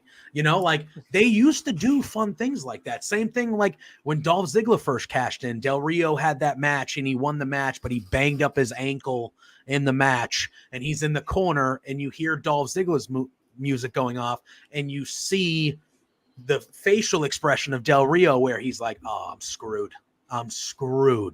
And I just feel like these last few cash-ins, the last 3-4 something years, it's just been very lackluster. It's just been very lackluster. I'm hoping Triple H now with this, kind of his regime or whatever, I'm hoping they kind of have some fun with it and kind of let the people hold the belts hold the briefcases for a while and kind of do some mind games, do some fun stuff. Like, you hear the music, they think there's a cash in and they don't come out, or they come down like they're going to cash in, but then they go, no, I'm good. And they step back. Even little things like that. Like they just don't even do that anymore. It's just like, come on, like this stuff, this Money in the Bank thing used to be something that people were like, we would talk about it all the time. Like, when are they going to cash in? When's this happen? When do you think they're going to do it? And now I just feel like it's just not the same. It hasn't been the same. So hoping they get back to it. Yeah, I would. There's part of me that would be hesitant to lean too heavy into the music cues for entrances and things. Yeah. I like the idea of trying to get the champion freaking out, looking over their shoulder, but every time you hit that music and you don't follow through, you risk cheapening that pop in that moment a little bit more every time. That's and you don't want to mess with that either. So it's a very delicate balance. I agree. All right. So, let's slide on over. Before we slide on over, we're going to slide over to AEW. AEW, yeah. I think we should take care of business. We should get it out of the way. Oh, you want to talk about the Shazam? The beef. Are you familiar with what's going on here, Kyle? You're gang warfare now. You're in the mix now. You're in this shit. I'm not super plugged in. I've only done. But yeah, I got a little bit of idea what's up. So let's set the stage here, right? So SRS, Sean Ross Sapp, has been beefing with Shazam McKenzie on the internet for a while, in real life. They fought. He's attacked her at a. He is at a run-in. At a run-in at a Black Label Pro Black show. Label Pro. Well, our boss Spencer Love, good person. Sometimes when he's not yelling at us on Fridays, was on a Fightful show. And with Sean Ross Sapp, and Sean Ross said, don't book Shazam McKenzie. Don't do it.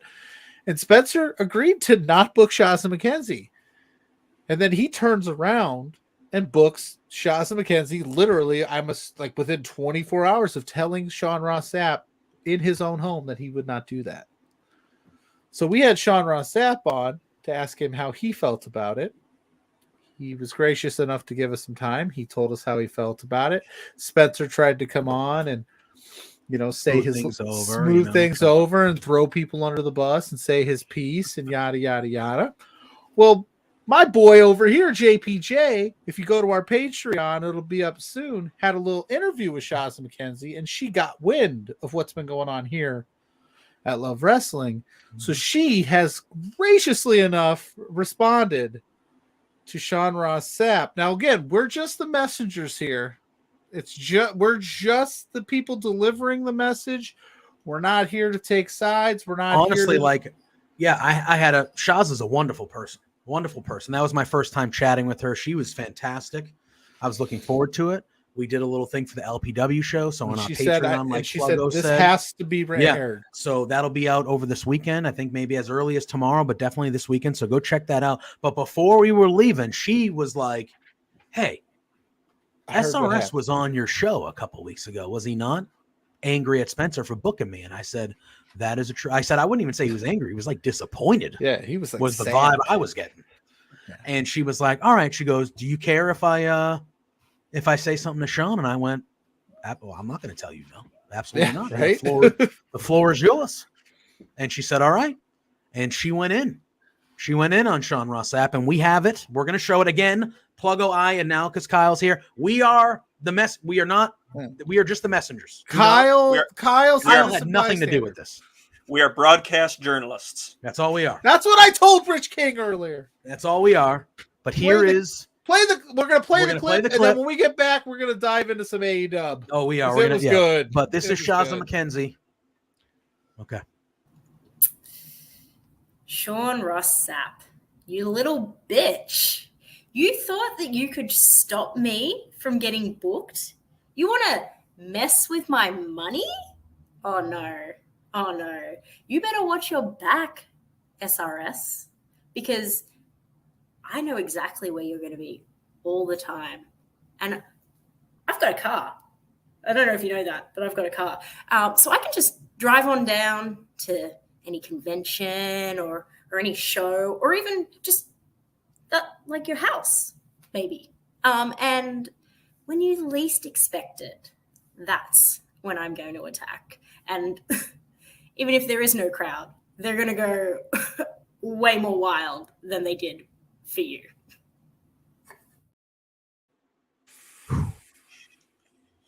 Yeah.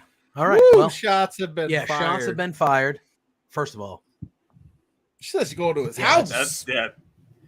That's she's gonna go to his house, and crowd or no crowd, they're gonna pop. Whole other level. Yeah. The fact that she was wearing a Census Phil shirt, I was like, you rule. Like I was like, that Census Phil shirt? She's like, yeah. I'm like, hell yeah. She's like, I just saw them live a couple weeks ago. I was like, I can't believe they're still together. Buddy's a wild one. We had to show that. I had to get that out of the way because Shazza. Okay. So, but for those who don't know, LPW 16, June 30th, Shazza McKenzie makes her Canadian pro wrestling debut against Gigi Ray. So check that out. I know Sean tried to put the kibosh on it. Spencer, it's weird. Spencer gets mad when we don't listen to him and follow guidelines, but like just goes and does whatever he wants. It's crazy. I mean, he is the boss. So. Pluggo, you're a dad like me. There is something to be said for do as I say, not as I do. That's true. That's fair. True. You missed it. Lil Owen was on earlier, just riling JP up. Yeah. Oh man, his dad was. All right. Anyway, AEW. It's a big where week. to begin. There's a big so week for much. AEW. I thought we had one of the better dynamites in a while last night. We have a debut of Collision coming up in a couple days, and we are just over a week away from Forbidden Door, which that picture got a little bit brighter last night on Dynamite. So I figured we would kind of run through Dynamite, talk about what happened last night, talk about the matches that we know are happening on Collision. And then we'll kind of just... CM Punk. And we're going to be talking about that man as well. Kyle, where do you land on the CM Punk line? Are you for this, against it, indifferent? I've been a Punk fan since 2003 in Ring of Honor. Yeah, I know I like Ring you, of Kyle. Honor, into ECW or WWE CW to WWE. You know, I've been a fan for a long time. I'm always glad to see him, and you know, I think he has a lot to add. You know, big time. Hell yeah. So CM Punk's my guy. Yeah, Midwest got to stick together. Yeah, that's right, baby. Like, all three of us. I'm a big Punk guy too. I can't help but think he's going to go heel in this run here, because I do think, you know, like there was some videos circulating of like the vignette that they did last night on Dynamite. The crowd that was there was very mixed. They were giving a very mixed reaction. You know, I could see how some people might have turned sour with what happened with Brawl Out and are kind of like, I'm done with this guy kind of thing. Sure. So I would not be shocked if we get a heel CM Punk sooner than later. You know, he's going to get his flowers in Chicago on Saturday night. That crowd's going to give him the pop that he deserves, and you know that's his people. Those are his people. But I could see him not getting a completely warm reception everywhere else he goes. So I'm very interested to see how they lean into it, and like, you know, I could see a heel CM Punk. I think the vignette that we saw last night was really good. It was very short, very sweet, very to the point. But I liked what he said, you know, like I'm back for the same reason that I came here in the first place. I got scores to settle. There's still stuff left to do. And then he said, I don't know what I'm going to say until I probably get that microphone. Yes, he does. Yeah, he does. But you know, kind of that thing, but I have a lot of things to get off my chest, you know? So with CM Punk, you know, that's going to come, you know, promo. That's what he's good at, pipe bomb stuff. So everybody's going to be living and breathing by every word that he says. And then we already know he's in the main event. And you being a big Ring of Honor guy, Samoa Joe and CM Punk across from each other. I mean, that's got to tug all the heartstrings of the diehard Ring of Honor. I mean, that's one of the greatest feuds in the history of the company. So Punk has never ever pinned Joe. Really? I did not know that. Ever? I'd have to double check it. I don't believe in any promotion Punk has ever pinned Joe. Wow. You think he pins him at Collision? Starts a feud? I don't believe so. I would do unspeakable things to get Punk and Joe in one more one-on-one match. I was going to say, do you think that maybe this will lead to a future one-on-one match between them two? Coming up here? I sincerely hope so. I've seen some of the rumors that of what we're talking about with Punk with Collision or with Forbidden Door, with Kenta there. I've heard rumors of a Jay White feud, which would be fantastic in its own right. Yep. This is just another reason why I'm very excited for Punk to come back. Just the number of fresh matchups of guys that have arrived in the company or have taken on different roles in the company in the last 9 months. Yeah. That are now on the table. Yeah. I love it, Kyle. He's looking at that positive side of this, and I love that. That's what you got to do. Look at.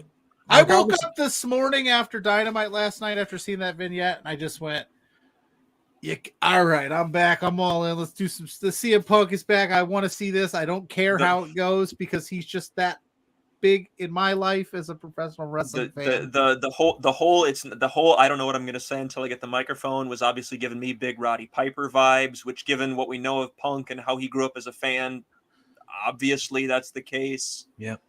You know, this should be a lot of fun. The rumor on the streets is that he did an interview that's coming out tomorrow. Out tomorrow on ESPN that might ruffle some feathers. They're saying that it might rub some people. Camps. Yeah. There's some people that are convinced that this is going to be another disaster, and how could Tony Khan let this happen? And there's other people that are telling you it's a worked shoot. The guys know what's coming. So who knows? We'll see. Just enjoy the ride, right? Sit back and have some fun and watch some great pro wrestling at the end. Sit back, enjoy a spindrift and a muffin. I am super excited for a new, this is a brand new show. We got CM Punk coming back. We have Miro's going to be fighting. We're getting friggin' Buddy Murphy versus Andrade. Like, come on, guys. Come on. That match is going to rule. I'm very excited about. I looked that up. I don't believe those two have ever met one-on-one in a televised match. Oh. They did work one-on-one a couple of times in the NXT house show loop in 16 and 17 back then. Yeah. But like both of them are so much better. Yeah. Oh yeah.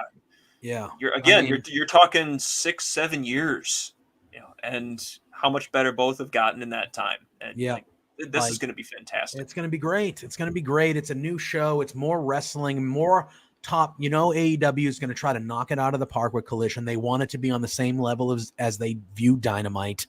So like this is like another prime time top quality wrestling show that we're having. And we all just sit back and enjoy it as wrestling fans. Like just sit back and enjoy it. Like it's going to be a lot of fun, and I'm excited for it. I'm excited to see, I'm hoping there's a different commentary team. I'm hoping it's a different ring announcer, a different set. Like I'm excited to see kind of everything that comes with it. You know what I mean? Like how do you differentiate it from Dynamite, but keep it on the same level of Dynamite? You bring Marco Stunt back. You could. You never know. Weekly Marco Stunt plug. I was going to say Pluggo does do the weekly Marco Stunt plug as well. I just saw what Rich King did to that Rockets jersey on Twitter, by the way, and that actually reminds me. I think Will Washington was on the AEW Unscripted. He was, yes, today. And I believe he said something to the effect that this would be the first time Punk has actually wrestled in the United Center. Oh, really? I believe that. I mean, Will Washington would know that. His brain is. I can't believe I'm saying this because I watched it yesterday. The 2011 CM Punk. That was all. Wasn't the United States? That was an All-State Arena. Yeah, that was All-State Arena. Yeah. So that would be crazy. Wow. And last time for the first dance, he came out and cut a promo. That was it. He just did the promo. Yeah. Wow, that's a very cool stat. So, Well, Washington's a great guy, knows his stuff. Damn right he does. He's a good one. He is a good one. Do we think, before we move on to Dynamite, because obviously there's a lot to talk about with Dynamite, but do we think that Samoa Joe potentially could maybe line up with Jay White and Juice Robinson and maybe be a member of Bullet Club Gold? Maybe? Do we think that's a possibility? I don't see it. Joe has always been, with a couple of exceptions, Joe's always been a lone wolf. I don't have a basis for comparison for what that would even look like. Yeah. I'm not sure I see it. It would definitely be better than the Guns. But whoa, the guns are growing on me, Kyle. Like I keep every week I'm like, are these guys cool? Are they cool? Am I crazy? Am I starting to like them? In the interest of fairness, they're kind of growing on me too. But but there's a different level of, I can deal with these guys, and I think these guys are Bullet Club material. I think there's a difference there. You're right. That's true. But it's that's true. We got Ryan saying, "How dare you, Kyle?" That's what he's saying, Ryan. But here's my thing. I agree with you that the Bullet Club is kind of at a certain level, and I know it's Bullet Club Gold. It's kind of like a new iteration of the Bullet Club, but it's still the Bullet Club. And I don't know if the Guns are at the level where they are at Bullet Club. However, I do think this is a good opportunity for them to kind of prove to people that they're at that level. Because I do see improvement in them. I thought the promo they cut on Thursday where they were kind of being obnoxious, what are you talking about? We're not involved with that. Whatever. What are you talking about? I see them getting better. And like the two of you, I feel like they're growing on me. And I'm just okay. And I saw a couple other people. I saw Sean Ross Sapp. We just mentioned him. I saw him retweet somebody that was am I slowly starting to really I think it might have been Phil Lindsay, our buddy Phil Lindsay. It was kind of oh boy, I think I'm starting to like the Guns. See? And Sean Ross Sapp retweeted it and was same. And I kept on seeing it, and I was like, are we? It's not a collective thing, but like, I think they're starting to sway us a little bit. You know what I mean? So yeah, I kind of want to see where it goes. I think them being the up and coming tag team of the Bullet Club Gold with clearly Jay White and like the people above them. And then if you add others and they're kind of like, you know, on the lower end of Bullet Club Gold, right? I do think that could be somewhere they could be good. It does keep Juice Robinson from eating pinfalls. That is true. That is true. And you can do, but you also got to look at like with the guns, right? The reason we're saying this now is because when you go if you're a heel tag team against the face Acclaimed, and they're just over the top with the scissor me daddy ass and the goofy shtick, you have to kind of look like the moronic heel, like, whoa, you know, slipping on a banana peel type heel. Now that they're kind of away from that, they don't have to do it. It's like, okay, like they can maybe settle into their own. So I think that that's part of it, because they're not doing that hokey, weird, like, oh, you got me, pie on the face thing. So I'm Team Guns. Let's go, baby. And that's actually a great point. I mean, there's the feud with the Acclaimed and the following up with the feud with FTR. They've gotten to show different sides of themselves. They've gotten to show good comedic timing. They've gotten to show a capacity to generate heat.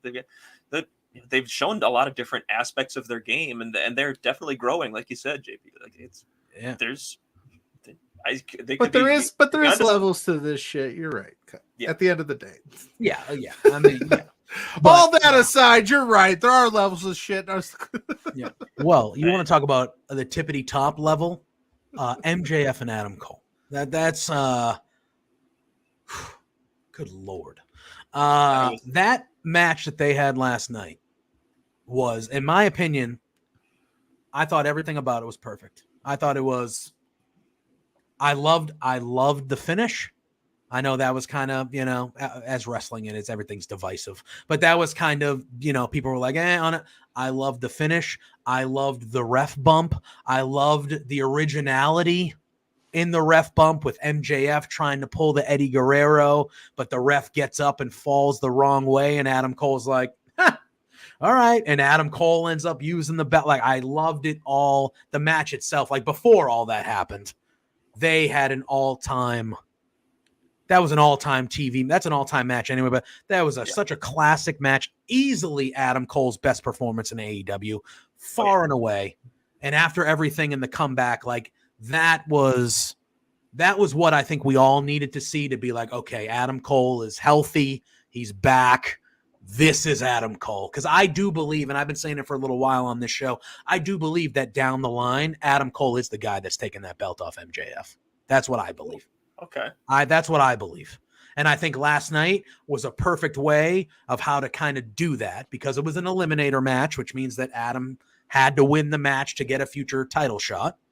He clearly didn't, as he was going to, clearly, but he clearly didn't, as between the 2 and the 3 count, the bell rang for the time limit draw. So now in your brain, everybody is like, well, Adam Cole would have won that match. Adam Cole can beat MJF. But Adam Cole didn't beat MJF, so he doesn't deserve the championship match. And you can just breathe on that. And whether it's Adam Cole winning the chip in the ladder match, if they do it at Full Gear, whatever, eventually there's going to be a rematch for that title, and it's going to be Adam Cole and MJF. And I think that I personally look at the AEW roster, and I see Adam Cole as like, that's the guy. That's the guy that should beat MJF. Not now, further down the line, but I thought last night cemented that for me. You know what's going to happen? I don't know why Adam Cole's going to end up in a feud with Danhausen. Because the last time you said that's the guy that should beat the guy Cody Rhodes is facing Tom. It's true. It's true. It's true. No disrespect to Danhausen. I love Danhausen, but hopefully I'm right about this one.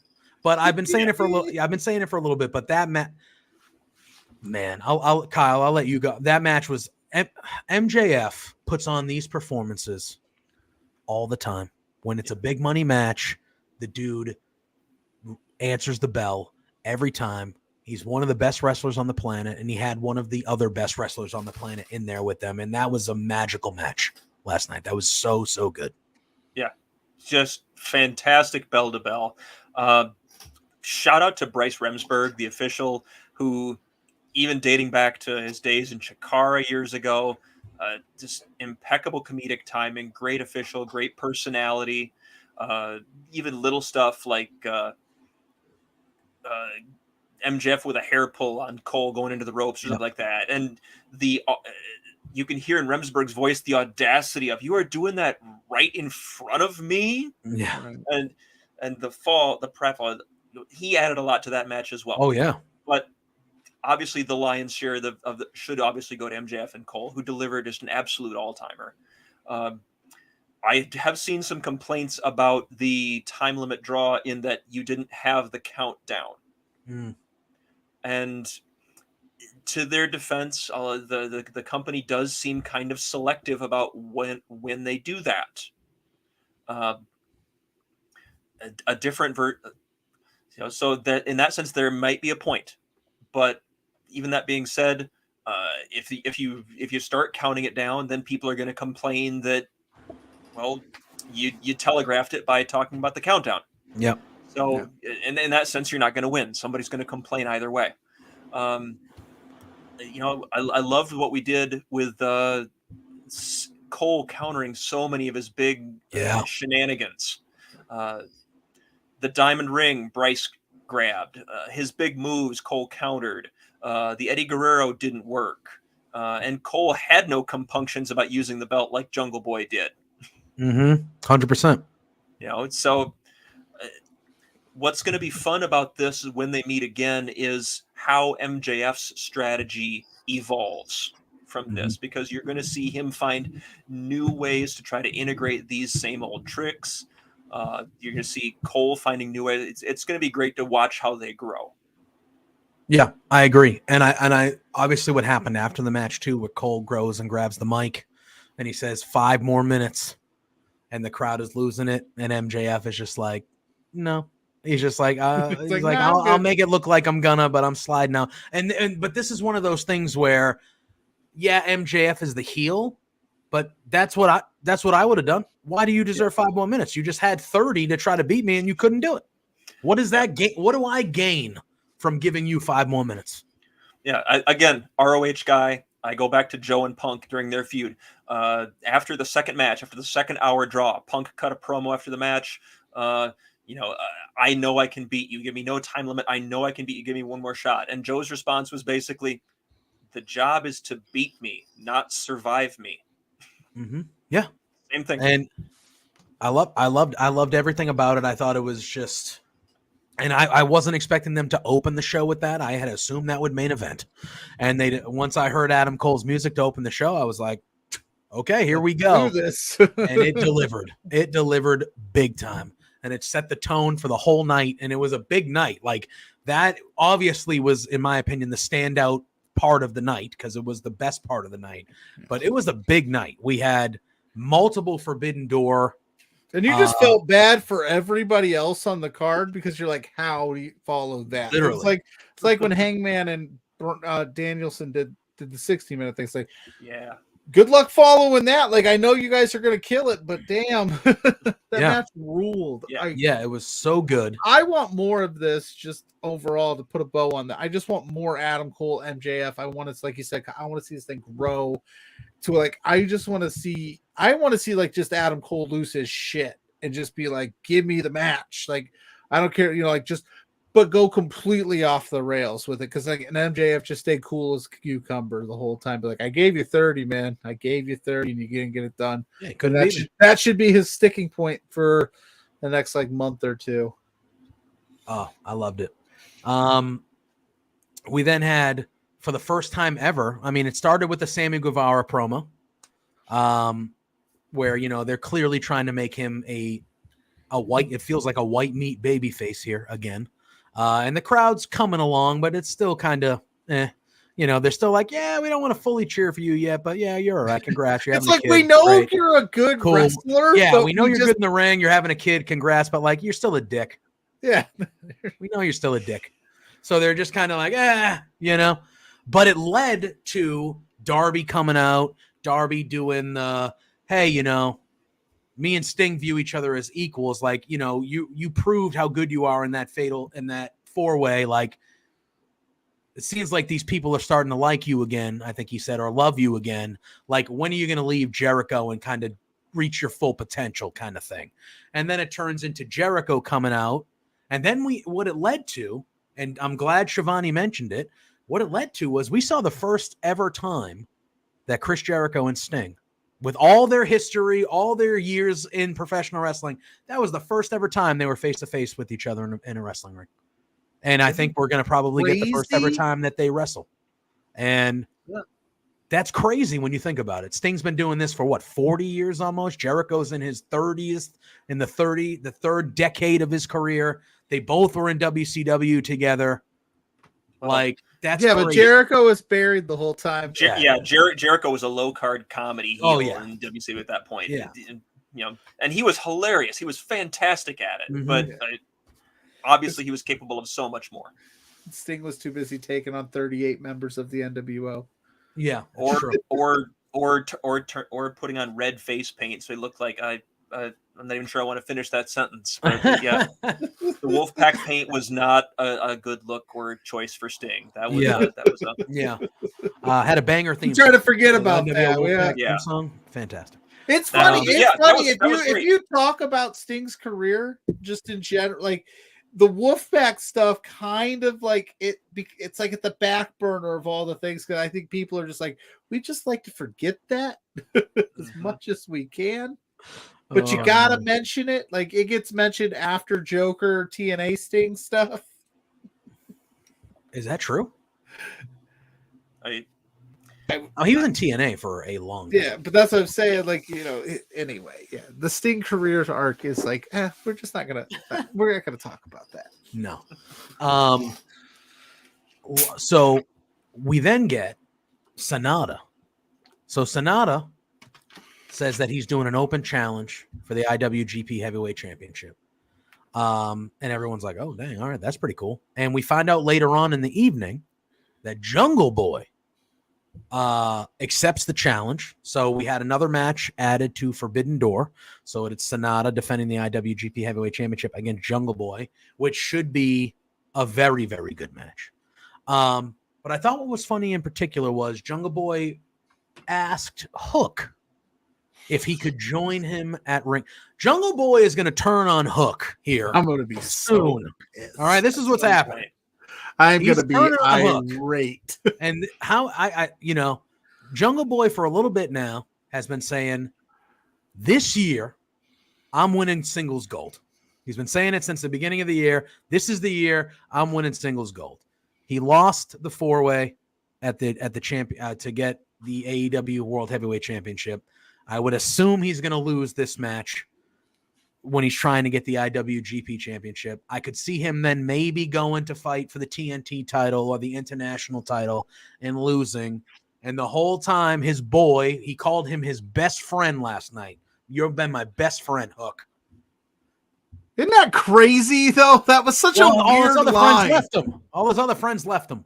But red flags everywhere. Red flags everywhere. Correct. Warren Hayes, what's good, brother? Yeah. So, hey, Mr. Warren Hayes popping in the chat, waving How hello. many Always Peter Parkers were there? Because Mr. Warren Hayes. Yeah, he went to see the Spider-Man movie last week. Yeah, he was busy last week. He went to see Spider-Man. I said, tell Peter Parker. I said hi, and he said which one, and I had no idea. Yeah, these movies are out there, man. They're great. I haven't seen the new one yet, but the first one, Spider-Verse, real good. But listen, I will tell you. You think I was Kyle? You missed it. Peak me being upset at Rich King. You thought that was bad. If Jungle Boy turns on Hook, Jungle Boy is done. Dead to I'm gonna cry.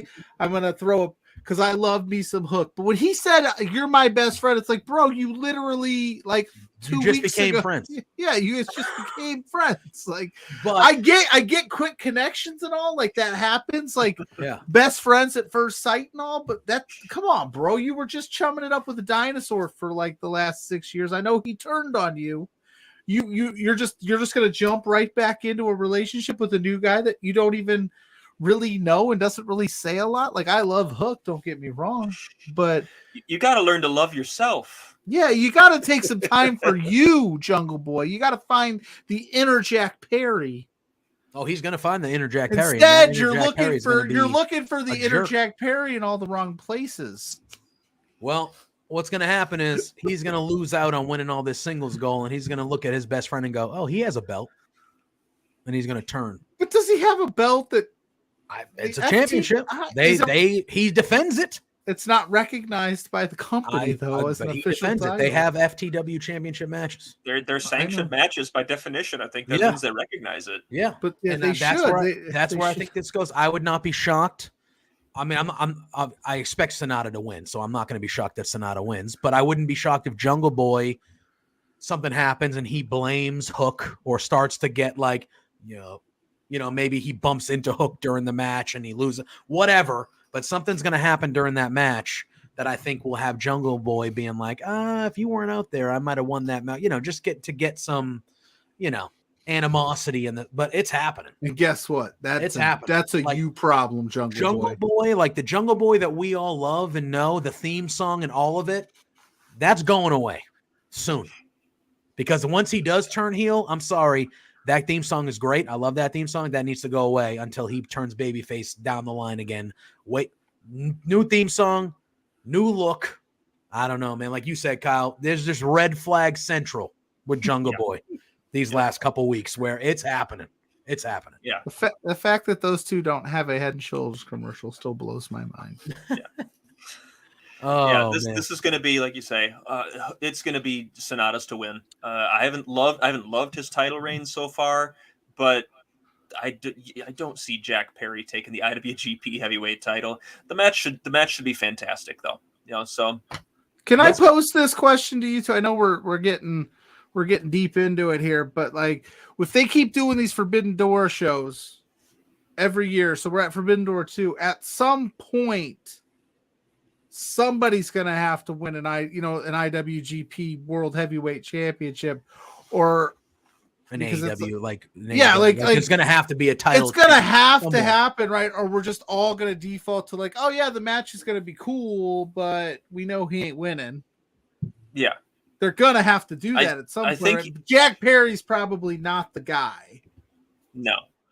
I mean, you've got guys on your roster like Jon Moxley, like Bryan Danielson, like even Lance Archer, like Eddie Kingston is going to be participating in the G1. Mm-hmm. You have guys that you could give like a zero, like a first defense, they lose the title kind of thing, a short reign kind of a deal. You have guys that you can do that with. Yeah. You're not choosing to do those now, but Mox is a really obvious one, for instance. Well, so when Sonata first made the open challenge, obviously we didn't find out about Jungle Boy until later in the show. That was the first guy I thought of. When you saw obviously, who do you think is going to challenge Sonata? I was like, well, Moxley would be right up at the top for me. Yeah. And like, if it was Moxley versus Sonata, and Moxley has history, he's gone over to New Japan, he's fought in New Japan. That, like you said, Kyle, like that would be a guy that like I would go into that going, if Moxley were to win this, I wouldn't be like, oh my God, I can't believe that. Like that would make sense. You know what I mean? And Ophelia is in the house. Oh, Ophelia is in the house. Good to see you, Ophelia. Just like Natty, new friend every week. Yeah, maybe that is the Jungle Boy thing. Maybe that's his ceiling. I don't know. That's not a bad career to have. It's a longevity play for sure. Oh, 1,000%. So when we talk about Forbidden Door at Greater, and I think the rest of this show, the thing that, well, first of all, Tony Storm fought Sky Blue, and I thought Sky Blue looked excellent in this match. A lot of the stuff was on picture-in-picture, but like I thought I expected this to be a relatively shorter match where Tony Storm just kind of took care of business a little bit, but they definitely made Sky Blue. Again, I feel like every time you see her, she gets better. I feel like she gets better every time we see her. And I thought last night was a very good performance where she stood toe-to-toe with Tony Storm that whole time. And there were a few times in that match where it was like, wow, she almost got her. She almost got her there. Yeah. I thought they did a really good job at making Sky Blue look like a legitimate person you need to start thinking about for the future of the AEW women's division as they move on here a little bit. Yeah. Definitely wanted to at least touch base with that. Well, you have to do that, especially given the collision, collision to now the mix. you have they added it's gonna because I'm assuming as they should do it, that TBS title needs to start being featured a lot more. Mm-hmm. So you need to start getting some of these women, and Sky Blue's a great example. And you said it, like every time I see her, she gets better and better. She's super young too. So the sky's the limit for her, no pun intended. But you got to do that. You got to start building up some of this younger talent that's under the pillars. You can't just lean on them, because if you're going to start adding another 2 hours of television every week, it needs to happen. So that was a great way to showcase one of those talents. Yeah, and if you're on Honor Club, go find her match for the ROH Women's World Title with Athena from a couple of weeks ago. Fantastic. That was probably her best performance in any of the ROH AEW very good to date. Absolutely great, worth looking for. Athena's having a run and a half as the Ring of Honor Women's Champion. Fantastic.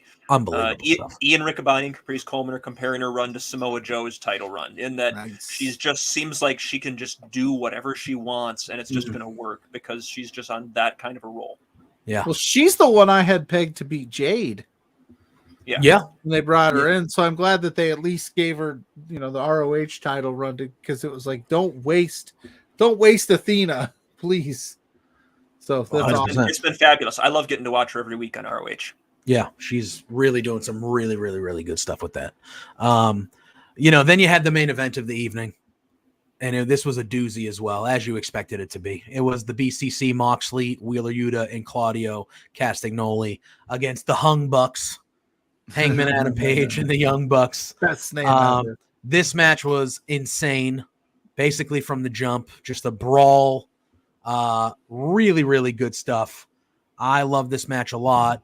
And I feel like the match almost got overshadowed because the ending of Dynamite. Yeah, I was just going to tell you, name something that happened in that match. That's what I'm saying. I feel like I remember watching the match and being like, man, this is good. This is really good. And then by the 10 minutes later, I was like, holy crap, that was one of the best endings of Dynamite ever. Maybe the best Dynamite ending ever. And it was like, I wasn't even thinking about the match anymore. Like traumatic is the wrong word to use, but when you have like that traumatic moment in life, you pretty much forgot about like what immediately just happened to you because of that moment. That's what this was. It was like, holy shit. It was just like moment after moment after moment. It's like they just put on a banger match too, but we don't which overshadowed a great 6-man tag. Yeah, truly. Like it was a really good 6-man tag that the Elite won.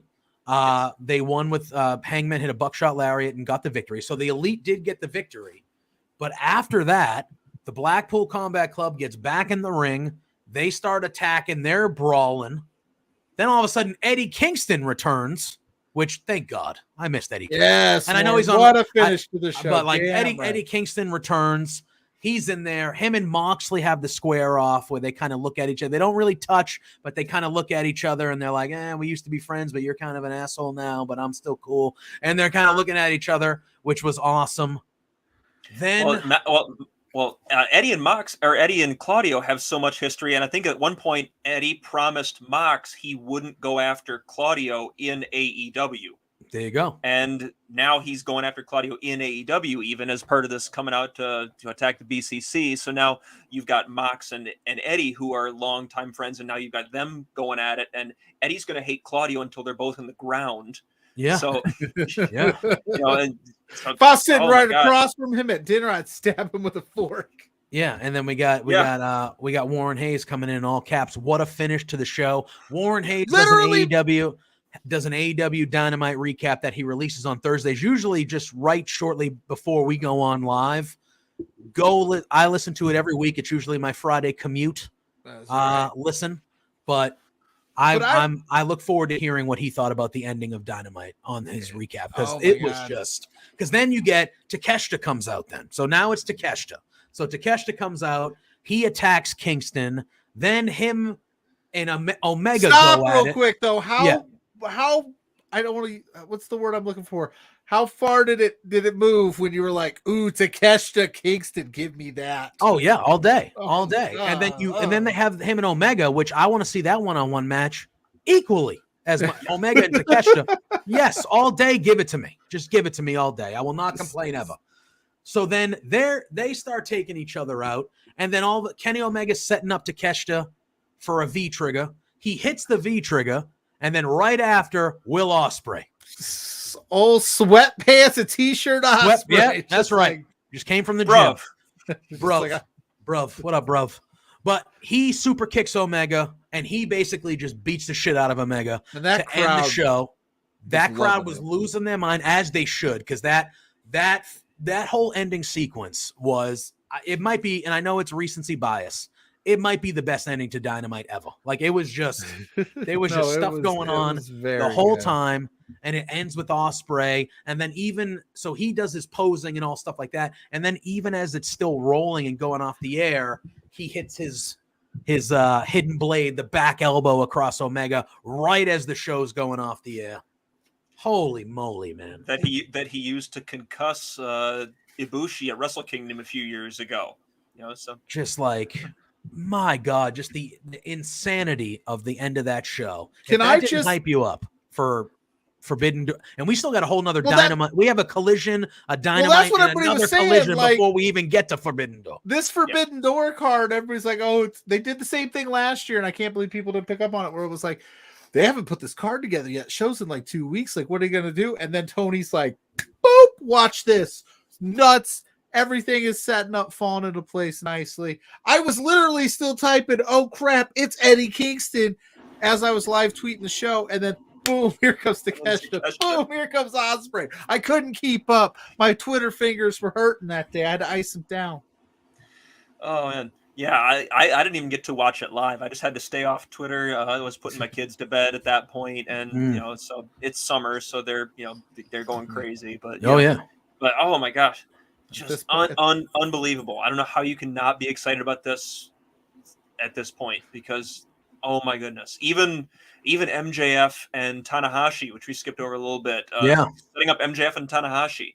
They did it in an odd way though, and with the interview, Tanahashi offering the challenge, MJF turning it down, and then later on the show, Excalibur saying Tony Khan basically says "fuck you," and literally, you're going to defend it anyway. Yeah, and I wanted to. It should be a blast. I know, yeah, and I wanted to lean in on Forbidden Door to like kind of end the show here, because we did get. So I think now we have 4 official matches announced, because we knew about Danielson and Okada, which. And then by the way, we understated that Brian Danielson, just stupid kids keep it. Oh my God, I can tell you how it went down at the Pluggo household. Oh, little Owen decided he wasn't going to bed at his normally scheduled bedtime, and he's sitting there in bed with me, and I was just like, he was just like being Owen. He was up, he was having a good old time, and I just was like, you know what? I gotta see this, so I'm gonna watch this ending. You do you, buddy. Like, I'm gonna be over here looking on my phone. You stay over there. Just don't hurt yourself. Please don't hurt yourself. Don't injure yourself, please. But I need to focus on this right now. Okay? Do your thing. Don't get hurt. I'll see it. Give me 5. Give me 5. Let me get this finished, and then we'll turn on whatever it is that you want to watch to hopefully get you fall asleep, which turned out to be Flubber with Robin Williams. All right. Right after Dynamite. And then he went to bed. I think he was literally just trying to goat me into putting on what he wanted to watch so he could fall asleep. And I was like, nah, son, we're watching this. Yeah.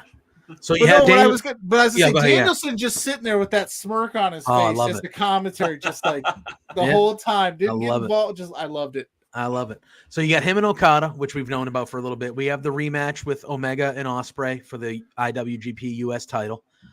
We found out last night, like you said, MJF, I believe, is defending the AEW World Heavyweight Championship against Tanahashi. Yep. Sonata with the open challenge for the IWGP, which was answered by Jungle Boy. So we have that.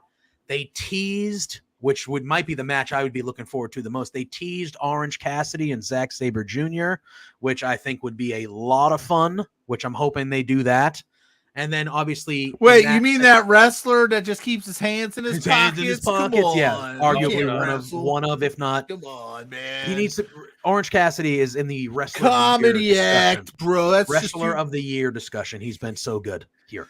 Here You're gonna put him up against a technical wrestler, and he can't even get his hands out of his pockets. And you know what? He'll Man. have another banger because that's what he does. And then those people on the interwebs will still complain and say he's not disservice to professional. Yeah, whatever. I'm still hoping this means we get Danielson versus Zack Sabre Jr. at All In. Oh, that's what. Yes. And I would sign up for like if they wanted to stretch it out, give me Kingston and Moxley at All In too. I would be okay with that if you wanted to do something big like that.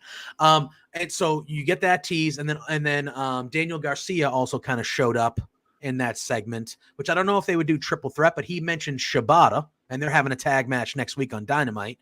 That's a whole nother thing. But I could see those two matches being added to Forbidden Door, where you have Shibata versus Garcia for the pure championship. Yeah. And then you have Zack Sabre Jr. and OC. Then you mentioned it earlier when we were talking about CM Punk. We might have CM Punk and Kenta. I would love to see the House of Black defend the trios titles against somebody from New Japan, maybe like LIJ, maybe Naito or something. Or you could do, I don't know. But I would like to see them involved this show, because last year Forbidden Door was the pay-per-view of the year, but half their top guys were injured and not a part of that show. Yeah. And now everybody, knock on wood, we still got a week and a half, everyone is healthy. You got to believe Tony Khan is backstage going like, listen, put on bangers on Dynamite, guys, but like, let's not hurt each other. Let's make it to this pay-per-view. Yes. Did anybody in the chat or you two figure out what the big no across the screen yeah, they was? had the no. Yeah, I didn't. I don't know what that is. But apparently it's happened any before. Rumor about it. Apparently I haven't seen anything before. Okay, I just wondered. But no, what a show! What a lead! It was fantastic. Wrestling's in a great place. It really is. It absolutely is. Except for the LPW tag team division. You can find something to get excited about with any company going right now. Impact just put their world title on Alex Shelley. Yeah, that was so. I was like, they're not going to do that early to Macklin. They were like, no, and they did it. And then hopefully, I don't know, because that's airing right now. If they're option, I would love to see Saban option C his X Division title and take on Shelley. So I wonder because that conversation has to probably be going on. Or just ended on Impact. Well, they said after the pay-per-view that they had confirmed it was going to be Shelley versus Aldis at Slammiversary. Okay. Because Aldis had won that number one contenders match with whoever all was in it. I forget what the format was. It was like Moose and Rich Swan. It was like the 841 thing. Yeah, something like that. Yeah, and Aldis came out of it as the number one contender. So at some point, we're doing Aldis Shelley, and I thought I saw that they were going to do it for Slammiversary. So I don't know how that would affect Saban in that point, but if they turned into a triple threat or if that would supersede, I don't think it would. But I don't want to. I watch Impact. I keep up on it. I watch it weekly. I don't want to pretend like I know the history of the X Division. I wasn't in the TNA thing early on, but it's been a great product lately, so I've been watching it a lot. But I wonder if he can just defend it and then cash it in whenever he wants, or he has to decide. Because I can't imagine they'd be like, you keep it or decide right now, because that would just be silly, right? Like you should be able to cash it in whenever. So maybe you do all this Shelley at Slammiversary, maybe at Slammiversary, Saban makes the decision, because that would be a fun wrinkle for the Machine Guns. Because my theory was like, let's keep the Machine Guns out of the tag division for a little bit, just so you could build up some of these other teams they have coming. So maybe the whole time Shelley's like looking over his shoulder at Saban, like, what are you doing? What's your plan? And they kind of add that wrinkle leading into Slammiversary, and then he decides there. That'd be fun. Yeah, and I like you. I don't know enough about Impact and how those rules work and how that works. Somebody who follows it a little bit more than I do would probably be better suited to that. I'm watching Ring of Honor usually on Thursday nights. Being me. Hey, nothing wrong with that. Love what you love, watch what you watch. But yeah, so anybody wants to correct me and tell me what the option C rules and all that works are, that's fine. But I know it's a thing because Frankie Kazarian cashed it in when he won that's where we ended up where we're That's at how, now. isn't that how Saban won his Impact World title years ago? Yes. Yeah. Yep. So that's his move. So that's his, that would be fun. Like that would be fun. Do like a little guy. I'm familiar with this. I've done this before. I have that, and obviously they're a longtime tag team partners, so that could be a fun thing if they decided to do that. Really, you know what I mean? really cool. I'm interested. Yeah, So wrestling in general, just wrestling is such a great place. Oh my goodness, it is. You can find something great anywhere you look. 100%. And if you can't find something great where you look at another place or just stop watching. So all those internet people that hate on everything, just stop watching. You're ruining it for the rest of us. You are why we can't have nice things. That's right. Exactly. That's why people that's why people, when you tell them you're a wrestling fan, go, oh, you mean that like Hulk Hogan stuff? You're the reason why, internet haters. It's true. It's true. Kyle, we want to thank you for joining us here for the for the AEW chatter and the WWE chatter. This was a lot of fun. We were really excited to have you on. You were someone I know you said earlier on your tweet, but you were someone that we wanted to have on this show for a long time now. So since I met you at Warrior, I was like, we got to get Kyle on the show. Yeah. I was a blast. Thank you. I appreciate the opportunity to be here. Absolutely. You're welcome anytime. It's an open door policy here. So just let us know when you're free. You want to hop back on to talk about just wrestling in general. If you have something you want to talk about directly, you are always welcome here. So let the people know where they can find you, what you got coming up. Just kind of plug all your stuff and let everyone know where they can find you. Yeah. Follow me on Twitter at Kyle K. Sparks. I've got it in there. And that's where I'm announcing pretty much everything that I'm doing. I'm usually live tweeting when I can get the kids in bed at a decent hour. I'm usually trying to live tweet whatever wrestling I'm watching at the time, be it AEW, be it Impact, even in some cases be it WWE, ROH. I've been watching wrestling for a long, long time. So hit me at Kyle K. Sparks. That's where I'm finding everything.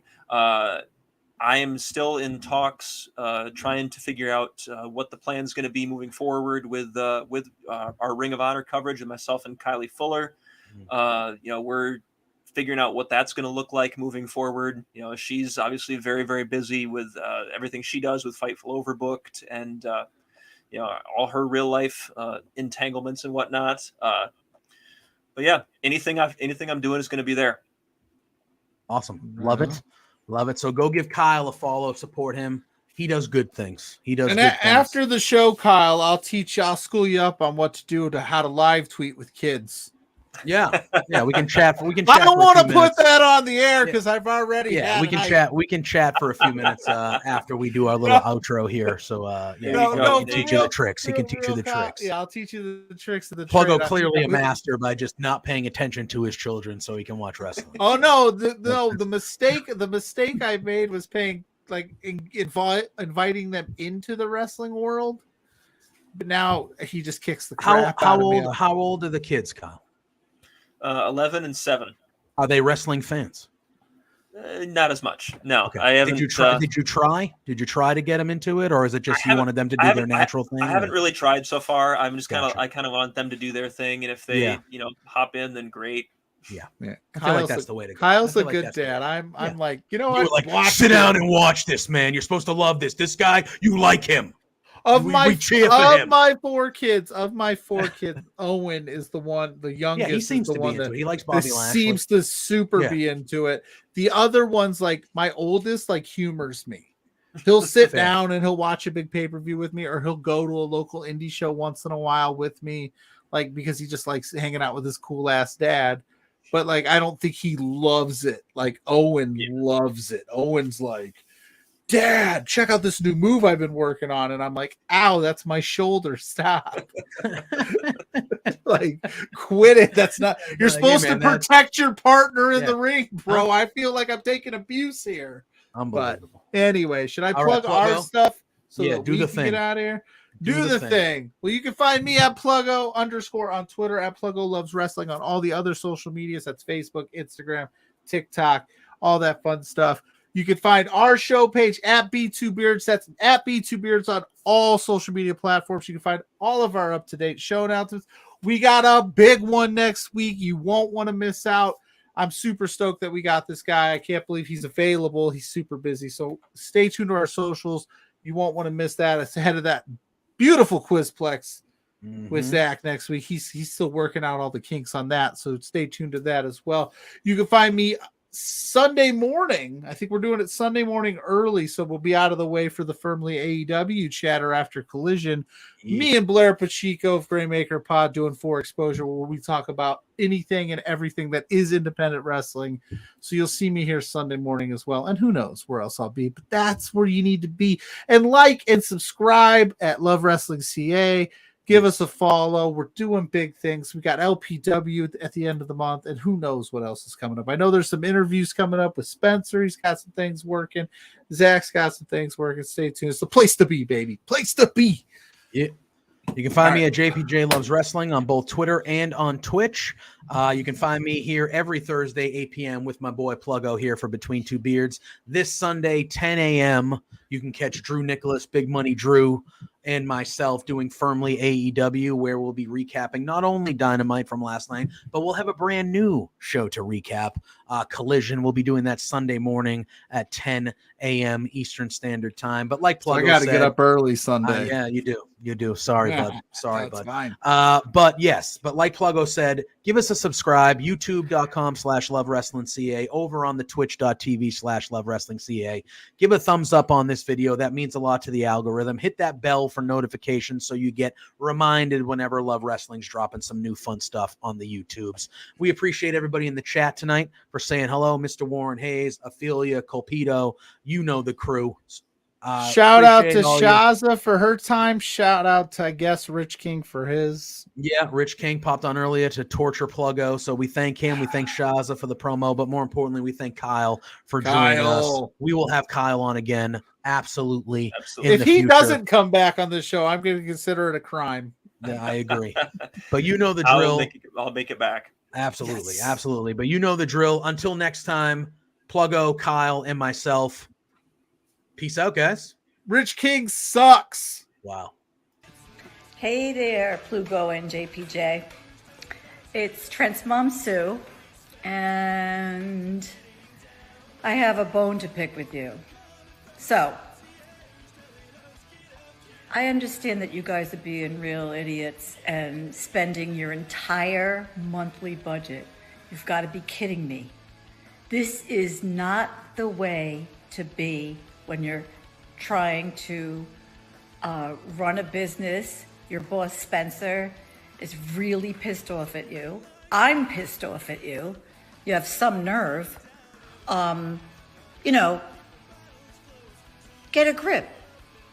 You have to control yourself. You can't just go out and spend all the money that you're making, you Two Beards guys. Oh no, this is coming out so stupid. Anyway, behave yourselves, or I'm going to cut you off from watching AEW. You're no longer going to get to know, be able to meet my son. What? Oh, or me.